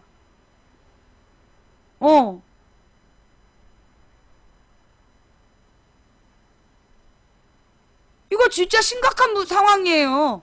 그런데도 정부가 계속해서 거짓말하고 있고 정보를 숨기고 국민들의 불신은 계속 커지고 있어. 특별한 치료약도 없다는데 어떡할 거냐고. 그런데 6월 말까지 지네가 무슨 수로 이거 사태를 종료시켜. 아니 여러분, 메르스 사태가 종료되려면 지금 확진 환자가 모두 완치가 돼야 끝나는 거 아닙니까? 여러분한테 묻고 싶어요. 메르스 사태가 종료됐다라고 선언한다는 건 메르스에 지금 현재 확진된 환자들이 모두 완치가 되거나 그래야지 사태가 종료된 거 아닙니까? 더 이상 메르스 환자가 나오지 않는다. 14일 이상 메르스 환자가 나오지 않을 때 그때 상황이 종료된 거 아닙니까? 아니 6월 말까지 지금 이 상황을 종료시킨다는 얘기는 보도를 종료하겠다는 거 이상이 아닙니다. 그죠? 내 말이 맞죠? 제가 지금 오버하는 겁니까? 제가 지금 과장하는 겁니까? 망치부인 말이 맞는 것 같다 손. 망치부인 말이 맞는 것 같다. 메르스 사태가 종료됐다는 선언을 하려면 14일 이상 추가 환자가 없고 격리자가 모두 증상이 나타나지 않고 현재 환자가 모두 완치됐을 때 그때 종료됐다고 얘기하는 거지. 씨발, 어디서 6월 말까지 사태가 종료될 거라는 그런 개빵을 쳐. 씨.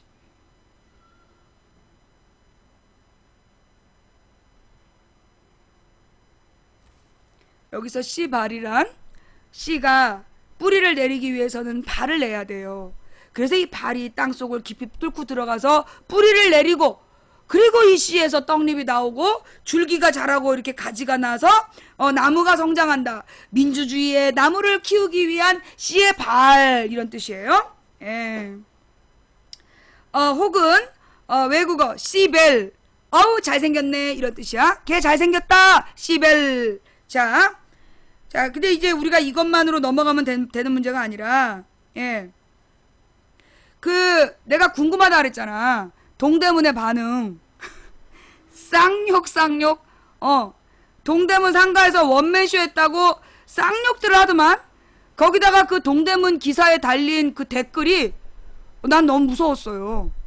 야, 진짜 우리 국민들의 분노가 지금 폭발 직전이구나. 지금 머리끈 살 때냐, 막 이러면서 쌍욕이 난리도 아니야. 그죠? 그 다음에 해외 여행자 보험. 야, 해외 여행자 보험을, 응? 우리나라에 여행 왔다가 메르스 걸리면 1억 준다. 그것도 죽었을 때. 그애가 막 온 나라에, 온 세계에다가 메르스 나라라고 소문을 내라, 막 이러면서, 어이구, 그 댓글이 진짜 심각하더만. 거기다가 왜 동대문에서 중국에다가 우리나라가 안전하니까 관광 많이 오라고 해주세요 하면서 박근혜가 얘기한 사람 있잖아. 그 사람이 중국 사람이 아니래.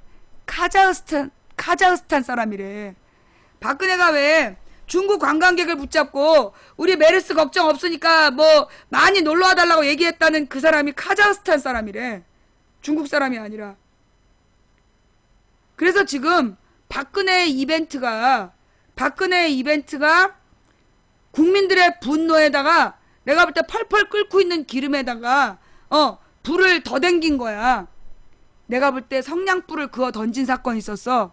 삼성의료원 원장이 박근혜한테 고개 숙인 사건.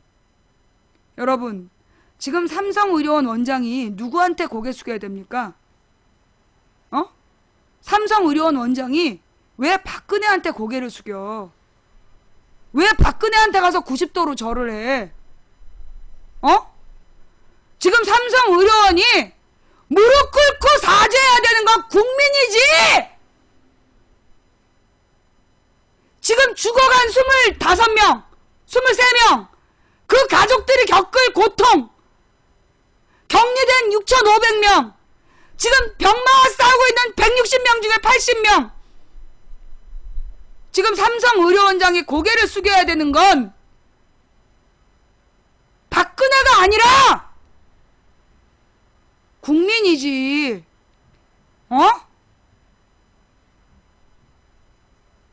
아주 펄펄 끓고 있는 기름에 성냥불을 그어 던져. 저 뭐 하자는 거야?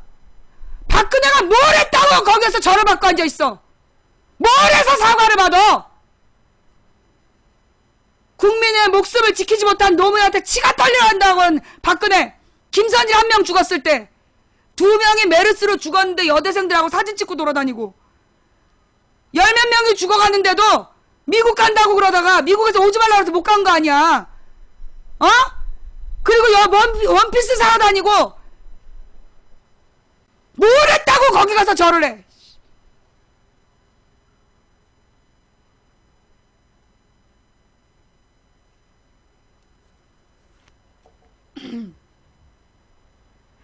그러면서 YTN이요. 예. 그러면서 YTN이 이런 보도를 했어. 과도한 공포 키우는 메르스 불황. 과도한 공포가 키우는 메르스 불황. 치사율 40%라고 계속 보도했던 게 누구냐? 내가 메르스 중동 독감이다. 너무 그렇게 과장되게 공포 퍼뜨리지 마라. 손 잘 씻고 영양 상태 좋으면 된다라고 내가 방송할 때 치사율 40%라고 방송한 게 누구야? YTN하고 종편 아니야? 니네가 치사율 40%라고 지랄했잖아. 그래놓고 과도한 공포가 키우는 메르스 불황이래. 그러면서 국민 탓을 하는 거야. 시민의식의 실종? 제대로 된 신고를 안 하고 막 격리자들이 돌아다니고 이런 시민의식의 실종이 병을 키우고 있대. 과도한 공포가 메르스 불황을 키우고 있대. 야, 그 6월 1일부터 5일까지 치사율 40%라고 방송한 새끼들 전부 다 잘러. 전부 감옥 보내.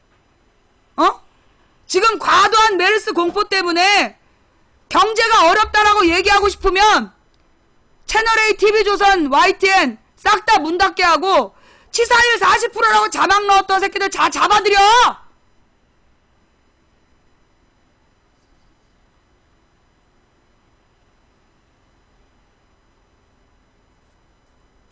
뭐? 북한 메르스 악성 코드 괴담은 KBS가 진원지. 이런 짓도 했어요?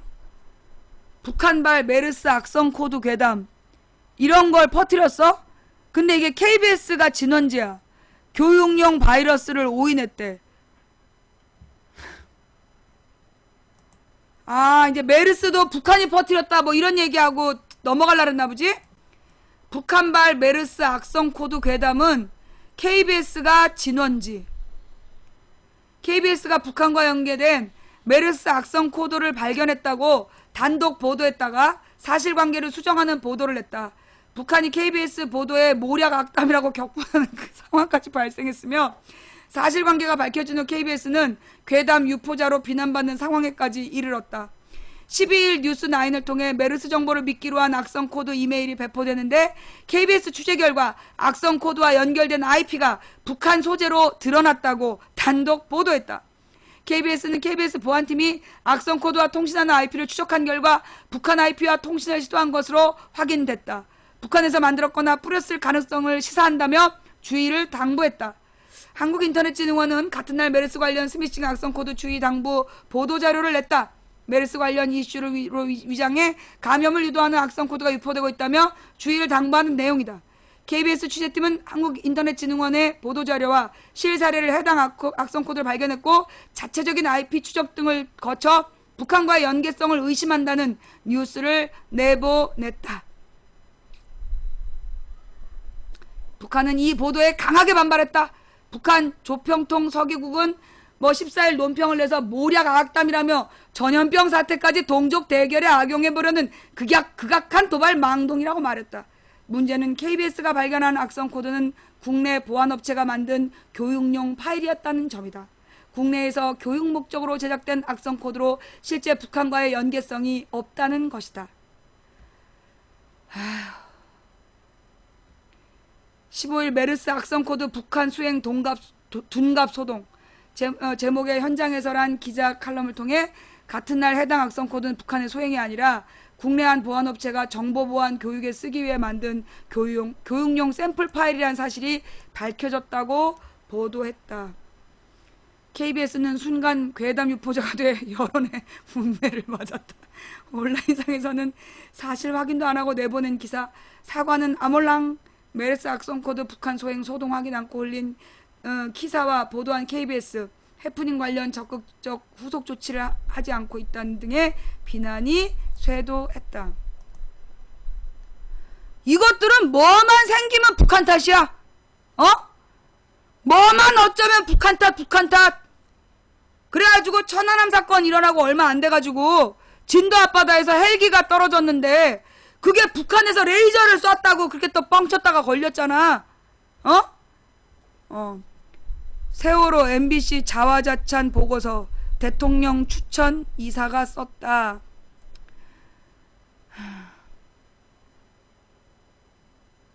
2012년 독감으로 2,000명 사망 거짓말이라고 해서 찾아왔음. 그 독감으로 2012년에 그 2,000명이 죽었대요? 그래, 한번 봐줄게.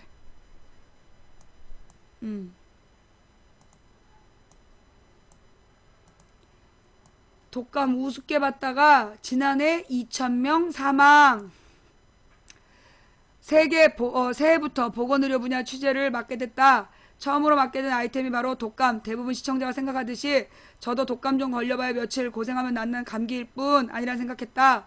보건당국이 독감주입을 발령했다는 소식에 각종 통계들 찾아보니 계절 독감은 사망에까지 이르게 하는 무서운 병이었다. 2012년 국내에서만 2,000명이 사망했다. 근데 이렇게 중요한 뉴스가 왜 우리 몰랐지? 2008년 1월 7일 기사인데 2012년에 국내에서 2,000명이 독감으로 죽었으면 이거 신종플루보다 사망자가 많은 거 아니야? 아니 그 신종플루 때요. 신종플루 때 260명 죽은 걸로 온 나라가 쌩 난리가 났었잖아. 그치? 그런데 한 해 동안 2,000명이 숨졌다. 이거 어디 보도야? SBS. 아니 독감으로 2,000명이 죽었는데 이게 왜 메인 뉴스가 아니었어? 아 미안해. 내가 이때 감옥에 있어서 몰랐어. 내가 감옥에서 SBS 뉴스를 본 적이 없어서 미안해. 이때 내가 감옥에 있었어. 그래서 내가 몰랐어. 근데 이때 여러분들은 다 알고 있었어요? 감옥에 안 갔어도 여러분도 처음 들어? 여러분도 처음 들어?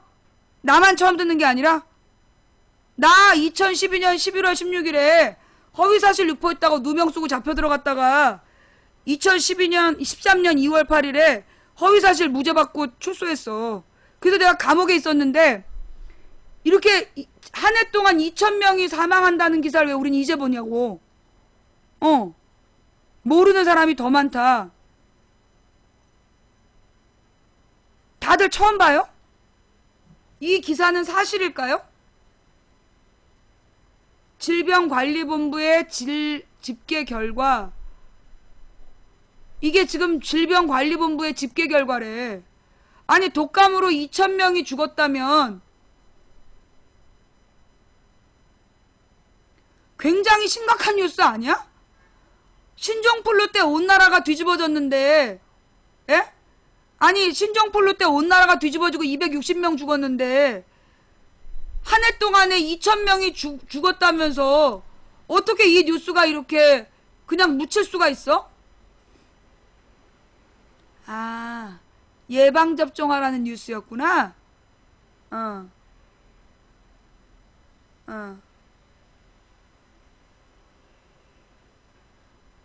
예방접종하라는, 그렇다면 독감에 걸리지 않으려면 어떻게 해야 될까요? 독감 예방접종은 유행하기 전에 맞는 게 좋지만 늦었다고 버티지 말고 지금이라도 맞는다면 독감을 가장 효과적으로 예방할 수 있다고 한다.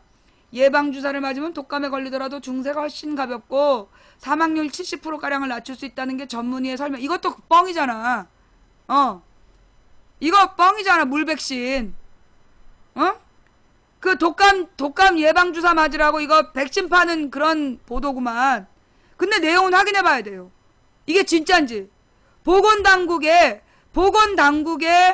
이 기록을요, 이거 역추적해봐야 돼요. 아니 독감으로 1년에 2,000명이 죽는데 이게 이렇게 그냥 지나갔다면 그냥 지나갈 뉴스가 아니지. 신종플루 때 260명 죽었잖아요. 그죠? 내 잘못 아는 거야? 우리 뉴스 잘못 알았어? 신종플루 때 260명이 죽었는데 2,600명인가? 260명이지. 그때 신종플루 사망자 260명이라 그랬잖아. 맞죠? 아니 그러면 2,000명이 죽은 독감이면 신종플루가 보통 독감보다도 적게 죽었다는 얘기 아니야. 이거 좀 뭔가 수상해. 이거 찾아봐야 될 것 같아요. 신종플루로 260명이 죽었는데 온 나라가 난리가 났었어. 근데 2012년에 독감으로 2,000명이 죽었다? 그런데 이게 특정 보도가 아니었어? 좀 말이 안 되지 않아요? 이거 질병관리본부에 확인해봐야 돼.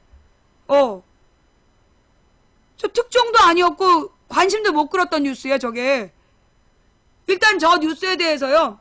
근데 내가 알고 있기로는 사실 저게 독감으로 죽었다라고 할 수가 없어.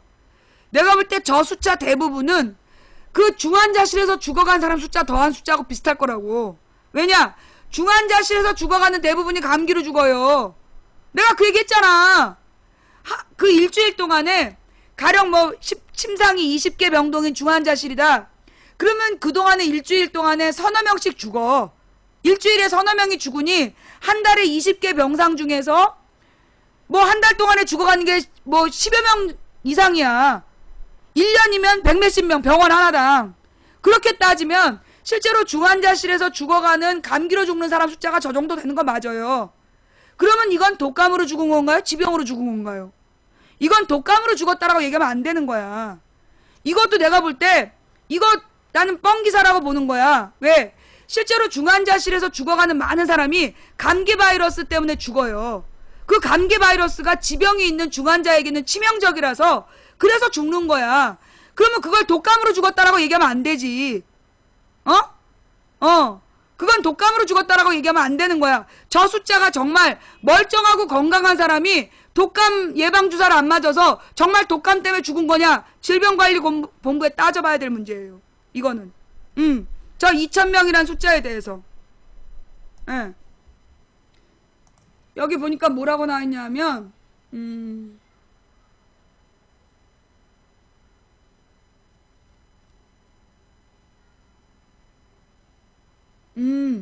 우리가 안 읽은 부분에 나오네. 물론 건강한 사람보다는 65세 이상 노인이나 만성질환자, 임산부, 소아 등 면역력이 약한 사람일수록 사망에 이를 위험이 더 높습니다. 통계로 보면 독감 합병증으로 인한 사망자 대부분이 노인이고요. 그러니까 독감 합병증으로 죽은 사람 숫자네. 약을 먹지 못하는 임산부의 사망률이 상당히 높다. 그래. 그럼 그렇지. 그럼 그렇지. 예. 그 2,000명이 건강한 사람이 독감 걸려 죽은 사람이 아니라 이 대부분 독감 합병증으로 사망한 사람 노인이고 약을 못 먹는 임산부. 그러면 그렇지. 이건 내가 맨 처음 했던 얘기잖아요. 예. 내가 6월 1일부터 했던 그 6월 첫째 주 방송에 실제로 해마다 지병이 있는 환자들이 독감에 걸려서 많이 죽는다. 그런 숫자도 엄청나다. 그러니 지금 메르스로 죽어간 사람도 그런 중환자들이다. 그러니까 걱정하지 마라. 이렇게 얘기했었잖아. 기억나죠? 내가 그 얘기했어 안 했어? 내가 분명히 그 얘기했잖아. 6월 1일부터 5일까지. 그런데 지금 이 문제는 뭐예요?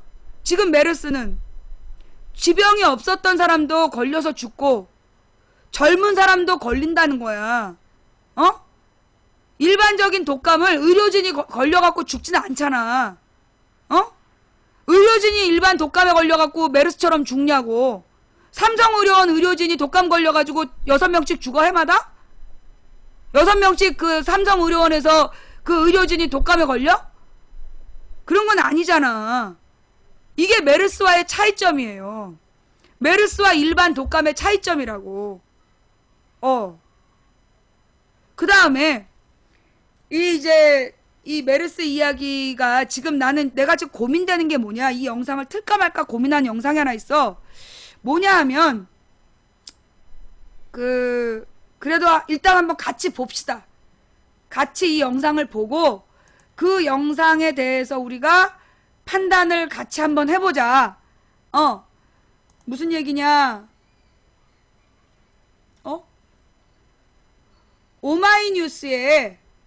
오마이뉴스에 나온 탄저균에 대한 8분에 끝내는 거. 오마이뉴스에 나온 8분짜리 8분짜리 그 탄저균 영상, 그거 좀 한번 갖고 와 볼래요? 예. 오마이뉴스에서 그 8분짜리 탄저균에 대한 탄저균을 8분 만에 완전 정복 그런 뉴스가 있어. 영상 뉴스. 그거 하나 갖고 와 보시는데요. 그러니까 이제 지금 계속 괴담이 돌아. 내가 왜 5월 말에 그런 방송을 했잖아. 메르스하고 탄저균을 연관시켜서 단정적으로 지금 돌고 있는 메르스가 탄저균이다라고 얘기한 사람 그거 추적해야 된다. 그거 여론 조작 당할 가능성이 있다라고 내가 얘기를 했단 말이야. 그래서 굉장히 이제 그 자제되고 있는데 계속해서 지금 요즘에 다시 막 그 정부에서 메르스가 별거 아니다, 덮고 넘어가자라는 얘기가 나오면서 다시 탄저균 얘기가 되게 많아지고 있어요. 탄저균에 대한 공포가 많아지고 메르스가 일종의 또 괴담으로 변질이 되고 있어. 뭔가 미스테리, 메르스 미스테리 뭐 이런 얘기가 돌면서 메르스 미스테리 뭐 이런 얘기가 막 돌면서 뭔가 이 메르스를 뭔가 이상한 어떤 비밀이 있는 것처럼 그렇게 이제 쓰는 사람들이 많아지고 있어. 근데 나는 그러면 안 된다고 봐요. 왜 안 되느냐? 가령 지금 이 메르스가 어떤 사람들은 뭐라고 주장하냐 하면 이 메르스가 사실은 탄저균이다. 이 탄저균에 그러면서 왜 그 평택 경찰 하나 있잖아. 평택의 경찰인가가 뭐 슈퍼전파자인데 그 사람이 어디에서 감염됐는지가 미스테리다. 이렇게 뉴스를 하는 거야. 그러면서 몇몇 사람들이 막 그 탄저균에 대한 공포를 막 퍼뜨리고 그 사실은 오산기지는 평택에 있는 병원이다. 막 이런 얘기를 퍼뜨려요. 그래서 지금 그 메르스하고 탄저균을 막 연결시키려는 그런 글들을 은근히 쓰고 있어. 그거 보신 분. 그런 지금 미스테리를 퍼뜨리는 사람들 지금 많이 봤죠. 게시판이나 그 댓글에 그렇게 쓱 퍼뜨리고 다녀. 자, 그런데 요거 확정적인 증거 있어요? 우리가 이거 잘 들어. 지금 메르스가 탄저균이다 아니다라고 확정적으로 얘기할 수 있는 증거가 있어요 없어요? 없어요. 우리는 이 탄저균이 메르스다라고 얘기할 수 있는 어떤 확정적 증거가 없어. 그런데 메르스와 탄저균을 연결해가지고 탄저균에 감염된 건데 메르스라고 속이고 있다는 식으로 어떤 의혹을 퍼뜨리잖아. 그걸 막 사람들이 퍼뜨리잖아. 그러면 메르스의 본질을 가리는 거야. 메르스 사태 자체가 가려지면서 탄저균이냐 아니냐로 논점을 바꾸는 거예요. 무슨 얘기인지 알겠어요? 나는 메르스하고 탄저균을 연결시켜서, 근데 맨 처음부터 이게 수상했어. 왜냐하면 그 왜 생탄저균을 들여왔냐, 탄저균을 무슨 실험에 썼느냐, 이런 게 지금 밝혀지지가 않고, 그러면서 이 특히 경찰 이야기, 동선의 미스테리 어디서 옮았냐 이러면서 내가 볼 때 언론이 이런 미스테리를 키우고 있어. 그럼 그 미스테리를 키우는 이유가 뭘까? 나는 그 이유를 뭐라고 생각하냐면 메르스하고 탄저균을 섞는 거야. 메르스 사건하고 탄저균을 막 섞어가지고 뭔가 음모가 있는 것처럼 막 논점을 바꿔. 그러면서 메르스에 대한 보도는 잊혀지게 하려는 또 하나의 작전이 아닐까. 또 하나의 작전이 아닐까. 그러니 우리는 똑바로 된 것만 믿자. 증거가 명확히 드러난 것만 다뤄야 된다. 팩트만 갖고 얘기해야지 이 메르스하고 탄저균하고 이렇게 섞어가지고요 의혹을 막 증폭시키는 거, 이거는 나중에 덫이 될 수 있어. 예. 자, 망치분 말이 무슨 얘기인지 이해가 되세요? 무슨 얘기인지 이해가 돼? 지금 메르스하고 탄저균에 대한 계속해서 질문이 들어오고, 나한테도 텔레그램이나 문자로 계속 질문이 들어와. 망치부인님은 탄저균과 메르스를 어떻게 생각하느냐. 계속 그 질문이 들어온다는 얘기는 그런 의혹이 계속 퍼진다는 얘기예요. 그럼 이건 메르스 자체에 대한 논점이 아니라 메르스와 탄저균을 섞어서 논점을 이동시키고 나중에 이게 허위사실이다, 다 잡아들여, 이러면 우리는 메르스도 놓치고 허위사실 유포범이 되는 거야. 자, 이해가 되십니까? 망치 부인이 지금 뭘 염려하고 있는지 이해가 되세요? 이해가 되지? 자, 탄저균이라는 게 뭐냐, 탄저균 자체에 대해서도 우리는 정확히 알아야 돼요. 예.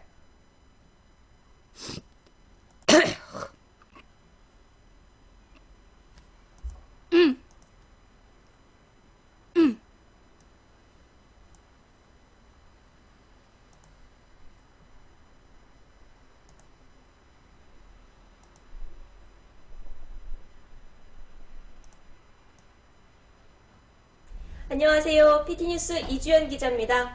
메르스로 이렇게 난리인데 메르스가 창궐할 즈음 우리나라엔 또 다른 비극이 발생했습니다. 바로 탄저균인데요. 주한미군 오산 공군기지에 살아있는 탄저균이 배송됐습니다. 탄저균이 얼마나 무시무시한 거냐? 탄저균이 쌀 한 가마니만큼 뿌려지면 100만 명 이상 죽는다고 합니다. 치사율은 95%. 전 국민을 공포에 떨게 한 메르스보다 훨씬 무서운 거죠. 이건 무기입니다. 전쟁용 살상 무기. 이런 탄저균 우리나라에는 총 얼마나 들어왔을까요? 모릅니다. 주한미군이 안 알려줬거든요. 그럼 언제부터 들어왔나? 이것도 안 알려줍니다. 주한미군은 모두 파기했다고는 하는데 우리가 직접 확인은 못했습니다. 미군이 그렇다니까 그런 줄 아는 거죠. 알려진 바로는 지난해 3월부터 1년 동안 탄저균 표본을 오산기지에 보냈다고 합니다. 그럼 또 궁금하죠? 그 1년 동안 탄저균으로는 무슨 실험을 했을까요? 이번처럼 살아있는 균이 들어온 건 없을까요? 이 모든 걸 주한미군은 안 알려줍니다. 주한미군은 탄저균 실험은 이번이 처음이었어 라고 하지만 앞서 말했다시피 1년 전부터 탄저균이 국내에 들어왔다는 정황이 막 드러나고 있죠. 다 모르는데 딱 하나 아는 게 있습니다. 바로 탄저균이 페덱스 택배로 국내에 들어왔다는 겁니다. 위험천만한 물질이 택배로 배달될 동안 우리는 뭘 하고 있었을까요? 상자 안에 뭐가 들었는지 들여다보지도 못했습니다. 왜? 한미가 맺은 협정, 소파 들어보셨을 겁니다. 소파 구조에 따라 주한미군은 어떤 걸 한국에 들여오든 우리나라에 신고할 의무가 없습니다. 살아있는 탄저균 같은 위험물질 반입되는 질병관리본부에 통보하도록 돼 있긴 하지만 미국은 죽어있는 탄저균인 줄 알고 보냈어. 몰랐어. 이러고 끝입니다. 그럼 주한미군은 이 탄저균을 왜 하필 우리나라에 들여왔을까요? 주피터 프로젝트 때문입니다. 탄저균을 들여와서 이걸 탐지할 수 있는지 시연해 보려고 하는 거죠. 주한미군은 탐지 장치를 오산, 용산, 충남에 설치했습니다. 여기서 어떤 실험을 하고 있었을까요? 이것도 전혀 알려주지 않습니다. 우리나라가 졸지에 생화학 실험장이 됐지만 우리가 알아낼 수 있는 건 아무것도 없는 거죠.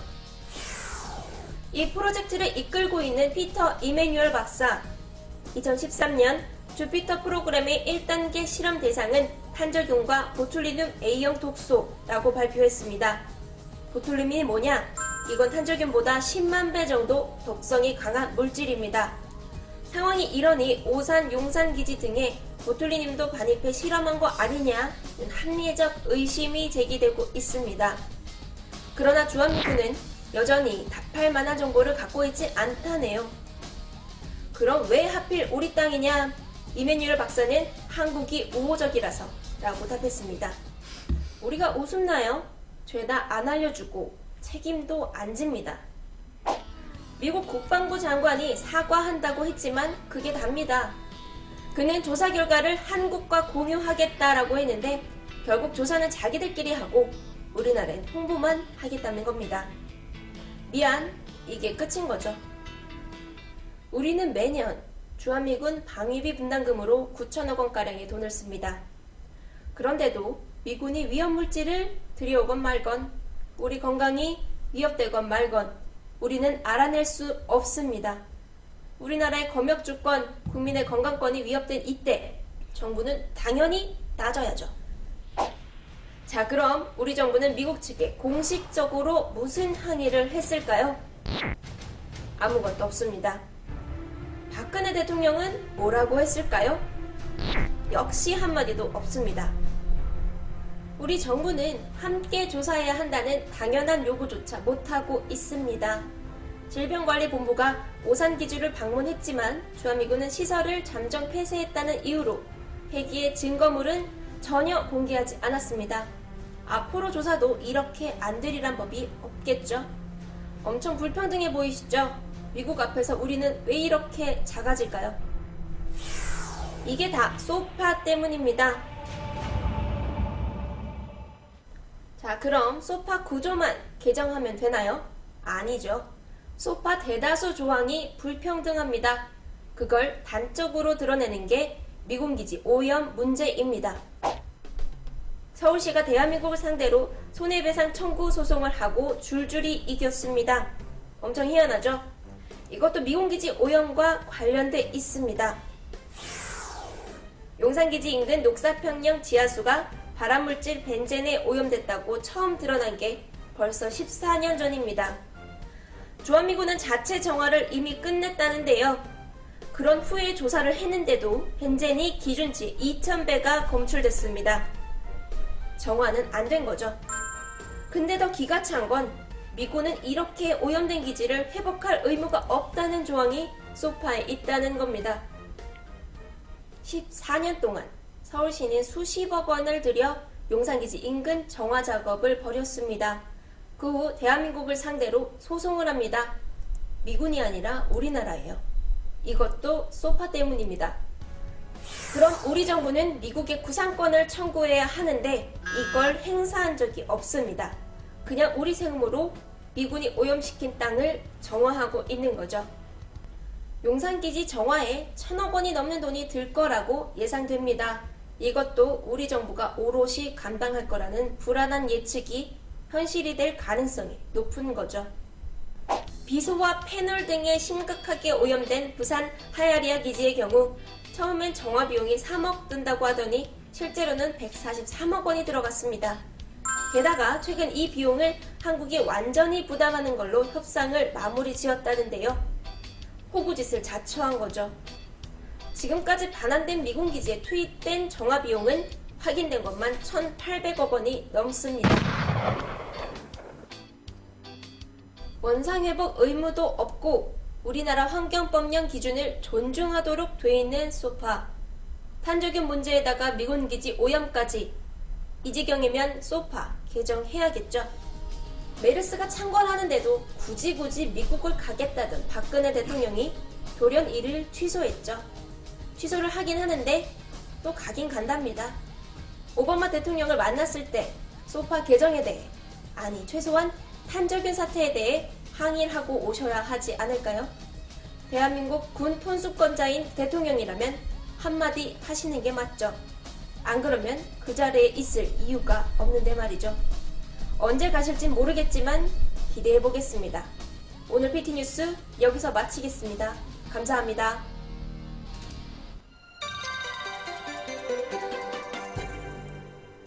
내가 볼 때 이 뉴스는 탄저균과 메르스를 연결하지 않고, 그러니까 우리 국민들이 막 헷갈리는 게 오산 평택, 오산 기지가 평택에 있고 평택병원에서 메르스 환자가 처음 발견됐고, 그러니까 메르스가 탄저균이 퍼뜨린 거 아니냐라는 그런 충분히 그 얘기거리를 만들어낼 수 있는 요소를 언론이 뿌리고 있는 건 맞아요. 평택 경찰의 동선이 미스테리라는 둥, 이러면서 거기다 증세도 비슷하다는 둥, 자꾸만 언론에 보도된 내용은 두 가지를 막 연결시키려고 그러는데 난 이거 둘 다 물타기라고 봐. 왜? 메르스 자체는 메르스로만 봐야 돼. 그리고 탄저균 뉴스의 핵심은 바로 저거예요. 소파 개정. 소파라는 잘못된 규정 때문에, 한미 간의 잘못된 협약 때문에 우리의 당당한 주권을 못 지키는 문제가 탄저균 문제의 핵심인데, 이 탄저균을 메르스라고 속이고 있다는 얘기는 가운데 지점에서 물타기 하는 거야. 그러니까 박근혜가 국정원 여직원이 댓글을 달지 않았다라고 거짓말을 하면서 후보를 비방했잖아. 거기에 집중해야 되는데 개표 부정이 있었다라는 말로 논점 흐린 거랑 똑같은 전술이에요. 뭔 말인지 알아듣겠어? 메르스하고 탄저균을 연관시키는 것은 내가 볼 때 탄저균은 탄저균대로 소파에 문제가 있어.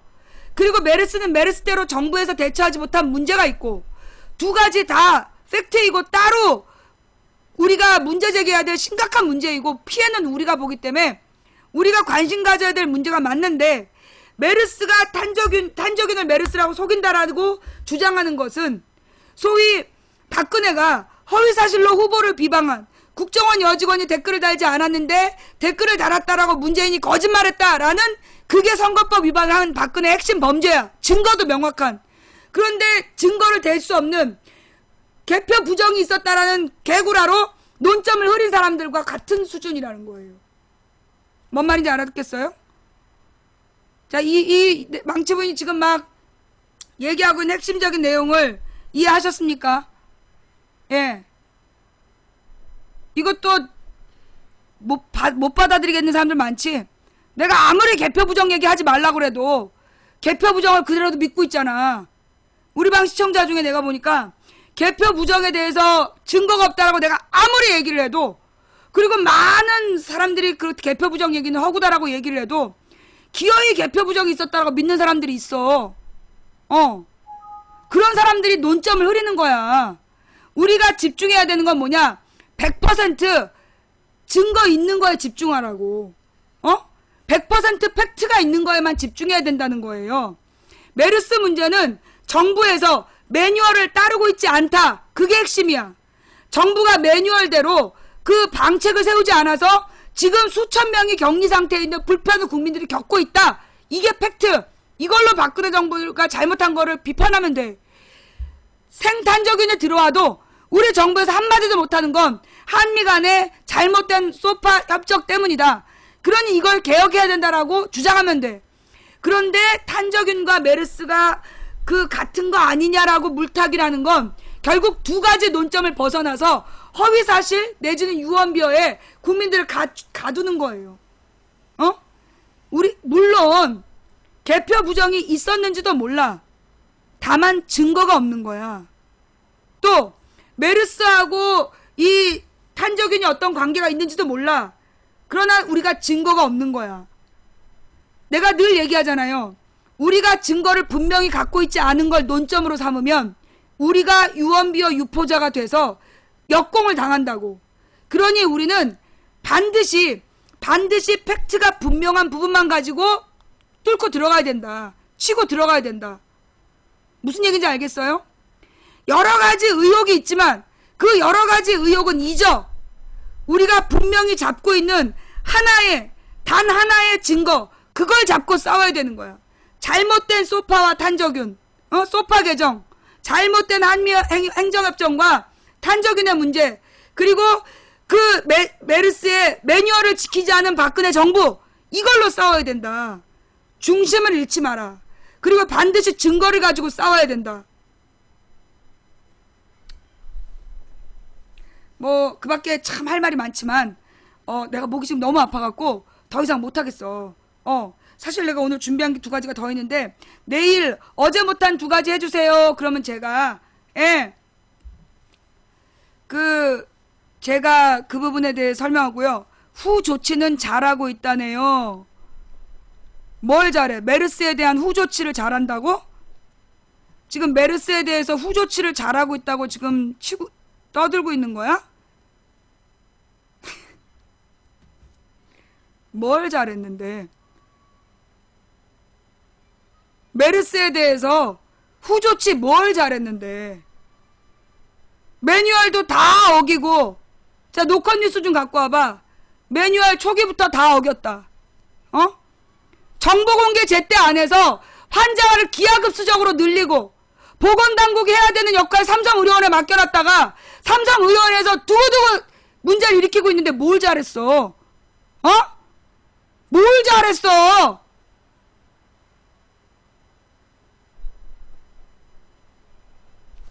무슨 기사인데? 무슨 기사야? 도대체 누가 박근혜가 대처를 잘했다고 그랬냐? 내가 오늘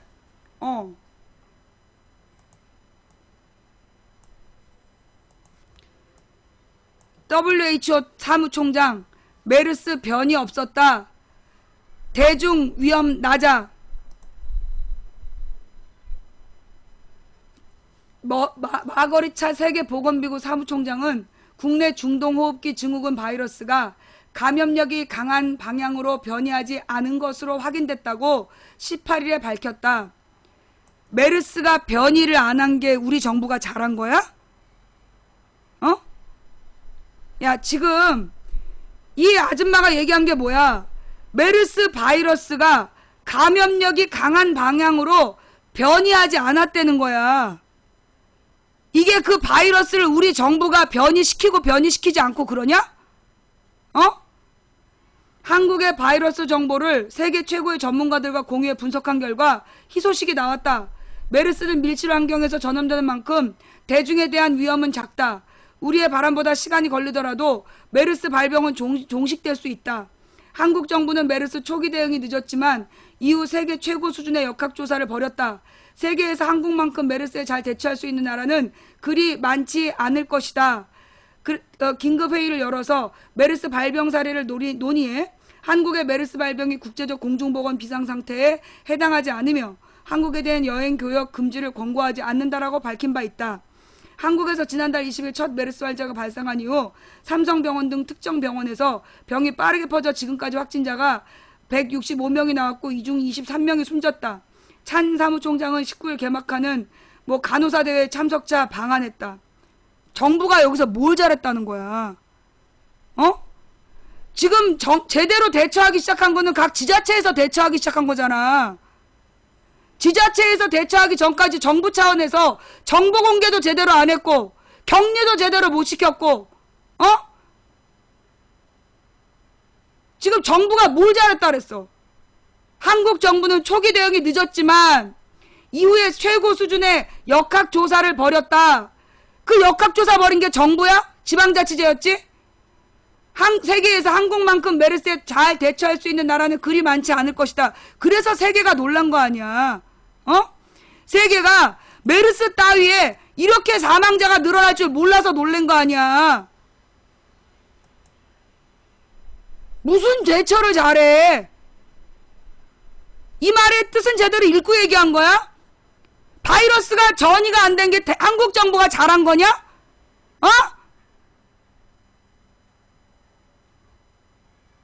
미국 사스를 왜 여기서 찾아? 미국 사스를 왜 여기서 찾아? 한국에서 사스 문제가 있었을 때 노무현 대통령은 우리나라의 사스 환자가 확진되기 전에 총리 산하의 비상대책위를 꾸려서 바로 옆에 중국에서 8,000명, 8,600명이 감염되고 810명이 죽을 때 우리나라는 사스 감염자 단 4명, 사망자 제로를 만든 거야. 그런 걸 보고 대처를 잘했다고 그러는 거지. 어디서 아니 내가 잘못 읽은 거야? 지금요 내가 잘못 읽은 거예요? 아니 우리 정부에서 바이러스의 변이를 막은 겁니까? 어디서 이런 개소리를.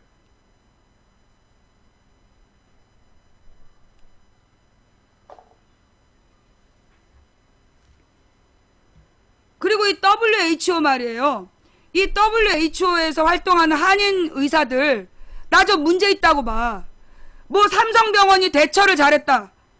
6월 14일에 이 WHO 한인 의사들이 머스 이러면서 우리 정부에서 심각한 상황 아니다. 정보를 투명하게 공개했다. 이러고 발표했잖아. 그런데 그 발표한 게 14일 오전이야. 그런데 실제로 삼성의료원에서 의료진이 감염된 걸 정부에서 숨기고 있다가 그날 오후에 발표했어. 뭐가 투명하게 정보를 공개한 거야. 지금 WHO에서 활동하는 한인 의사들이 제대로 된 정보를 전달 안 하고 있는 거 아니야? 지금 사태가 얼마나 심각한지 제대로 전달 안 하니까 WHO라고 왔다 갔다 하면서 지금 뻘소리들 하고 있는 거 아니냐고. 반대로요 여러분. 지금 WHO 이 뉴스를 갖고 왔으니까 내가 원래 안 읽으려고 했는데 읽어줄게. 그 뉴스 갖고 와봐. 외신. 지금 외국에서 박근혜 정부. 그래 그거 우리 방송국에 있더라. 내가 오늘 약속이 있어가지고 이거 안 읽고 갈라 그랬어. 근데 이 말 같지도 않은 뉴스를 갖고 왔고 대처를 잘하고 있다 뻥치는 바람에 내가 이거 읽어주겠어. 우리 방송국에서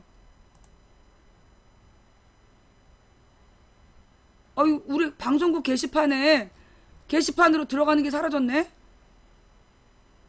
방송국 메인 메뉴가 사라졌어. 전체 글 보기로 가야 되나? 외신에서 박근혜 지도력 떨어졌다라고 비판한 내용 그거 좀 갖고 와봐. 지금 외국 언론에서 박근혜가 이번 메르스 대처를 잘못해서 리더십이 욕먹었다.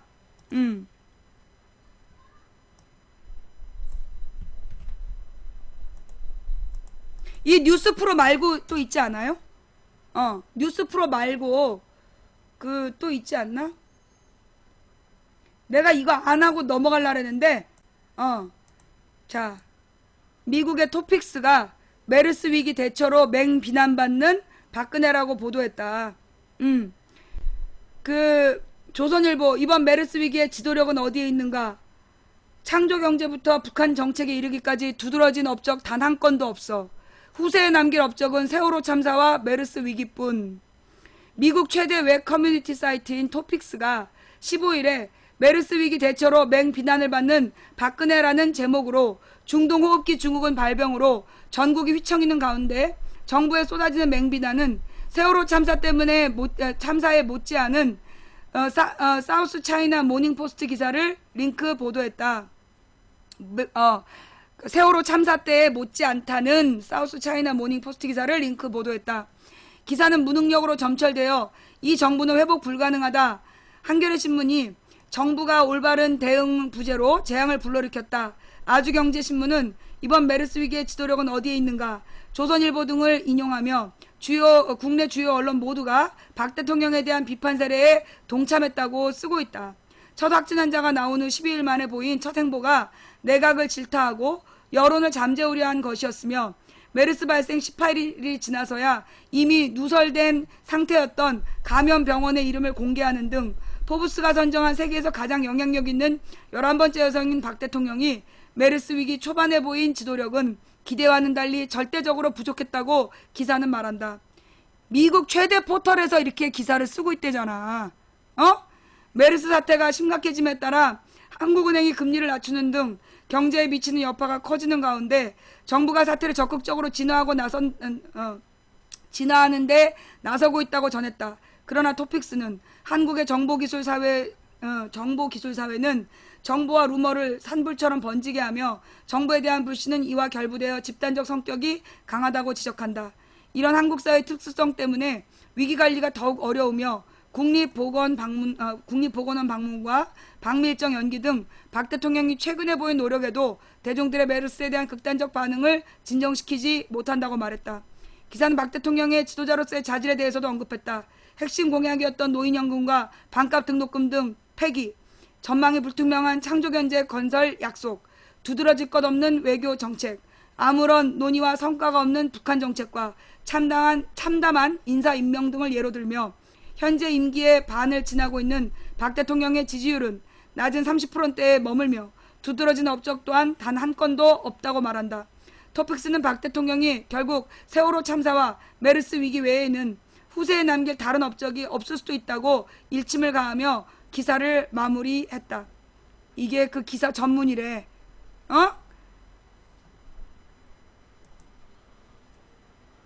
내가 이거 오늘 안 읽으려고 그랬어. 근데 네가 말 같지도 않은 기사를 갖고 와서 사후 대처를 잘한다고 뻥을 쳐갖고 내가 이걸 읽었어. 요거 말고 그 프랑스의 언론지에서도 굉장히 심각하게 박근혜 리더십에 문제 있다는 비판 기사가 나왔어. 세계적인 언론에서 박근혜가 지금 이번 메르스 사태 대처를 못해서 레임덕을 지나 데드덕으로 가고 있다라고 보도하고 있다고. 어디서 대처를 잘한다는 개뻥을 쳐. 내가 이거 안 읽고 넘어가려고 했어. 대처를 잘하고 있기는 개뿔. 무슨 대처를 잘해?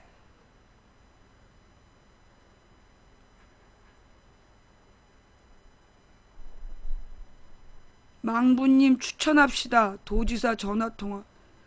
너 김문수 저기 팬클럽이야? 김문수 띄우려고 또 119 얘기하는 거야? 자, 오늘 방송은 이 정도로 할게요. 예, 오늘 방송은 중간에 그 묵은지 이슈들을 다루는 바람에 시간이 너무 길었어. 그래서 이렇게 주요 이슈가 뒤로 이제 나왔는데,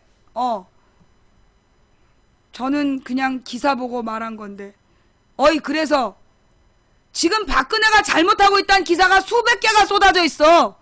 근데 왜 아무도 안 보는 박근혜가 잘했다는 그런 뻘 기사를 봐. 네가 지금 욕먹는 이유는, 이 채팅창에서 욕을 바가지로 먹는 이유는 눈치가 없어서야. 그 많은 기사들이 박근혜 잘못했다 그러는데 수백 대 1로 박근혜가 잘했다 뻘 기사를 읽고 그걸 여기서 읽어달라고 그렇게 눈치 없이 떠드니까 네가 욕먹는 거야. 너 어디 가서 밥 얻어먹기 어려워 임마. 정신 똑바로 차리고 살아. 세상의 흐름을 읽어야지. 100명 중에 99명이 잘못했다 그러고 한 명이 그래도 잘한 게 있지 않을까? 야, 메르스 변이 안 한 게 그게 박근혜가 뭘 대처 잘한 거야? 내가 듣다 이런 괴소문 처음 듣네. 오늘 방송 자, 오늘 방송 어떠셨어요? 들을만 하셨나요? 네.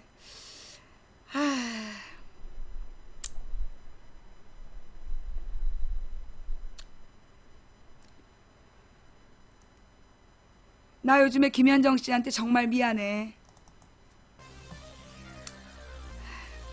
김현정 씨가 나를 고소할까봐 걱정이 돼요. 요즘에 우리가 들으면서 마음의 위로를 받는 노래 그네와의 이별 들읍니다. 오늘 방송 어떻게 보셨어요? 들을만 하셨나요? 예, 돌려나는 멍이에요. 예. 자, 오늘 시청해주신 모든 분들께 감사드립니다. 처음부터 끝까지 시청해주신 여러분께 더욱더 감사드립니다. 그리고 또 그 추천해주신 4071분께 진심으로 감사드립니다. 자, 재밌게 봐놓고 추천 안하고 도망간 인간들아 알지? 내가 지금 바쁘기 때문에 그 정도만 할게. 자, 오늘 각방에서 수고하신 매니저님들 수고하셨고요. 또 이 방송을 녹음 녹화 떠서 유튜브와 팟캐스트로 뿌려주실 분들 대단히 감사합니다. 우리 망치부인 방송 오늘도 웃고 울면서 오늘 울 일은 없었던 것 같아. 예, 오늘도 바쁘게 달려온 방송. 방송은 4시간 가까이 했는데 남는 게 없어. 시간이 짧아가지고 자세한 내용은 또 우리 내일 얘기하자고. 오늘은 그냥 여기까지만 하고 오늘은 이제 시간 없으니까 이 정도만 얘기하고 내일 또 2시에 만나서 나머지 자세한 얘기는 그때 가서 하기로 해요. 예. 시청해주신 여러분 대단히 감사드립니다. 내 약속인데 늦었네. 쓸데없는 뉴스 갖고 듣고 그래. 그녀의 거짓말이었길. 예. 자, 여러분 오늘도 함께 해주셔서 대단히 감사드립니다. 옳은 것이 강한 것을 이기는 나라가 될 때까지 다 같이 꿈꾸었으면 좋겠습니다. 한 사람이 꾸는 꿈은 꿈일 뿐이지만 100인이 꾸고 만인이 꾸면 현실이 된다. 된다고 믿든 안 된다고 믿든 당신의 믿음대로 될 것이다. 우리가 가는 길은 갈만한 길이라서 가는 것이 아니라 가야 할 길이라서 간다. 누군가 간절히 소망하면 온 우주가 그의 소망을 위해 움직이기 시작한다. 자, 오늘 함께 해주신 모든 분들 감사합니다. 추천하신 모든 분들, 예, 오늘 밤 편안한 밤 되시기 바라고요. 내일 변 잘 싸시기 바랍니다. 그리고 후원해주신 분들 한 분 한 분 제가 감사 인사 드렸어야 됐는데 인사 못 드린 점 모른 척하는 리액션 한 거 진심으로 죄송하고요. 제가 나중에 다 찾아봅니다. 예, 후원 대단히 감사합니다. 다음 방송 시간까지 안녕히 계시고요. 내일 낮 2시에 만나요. 망치분이었습니다.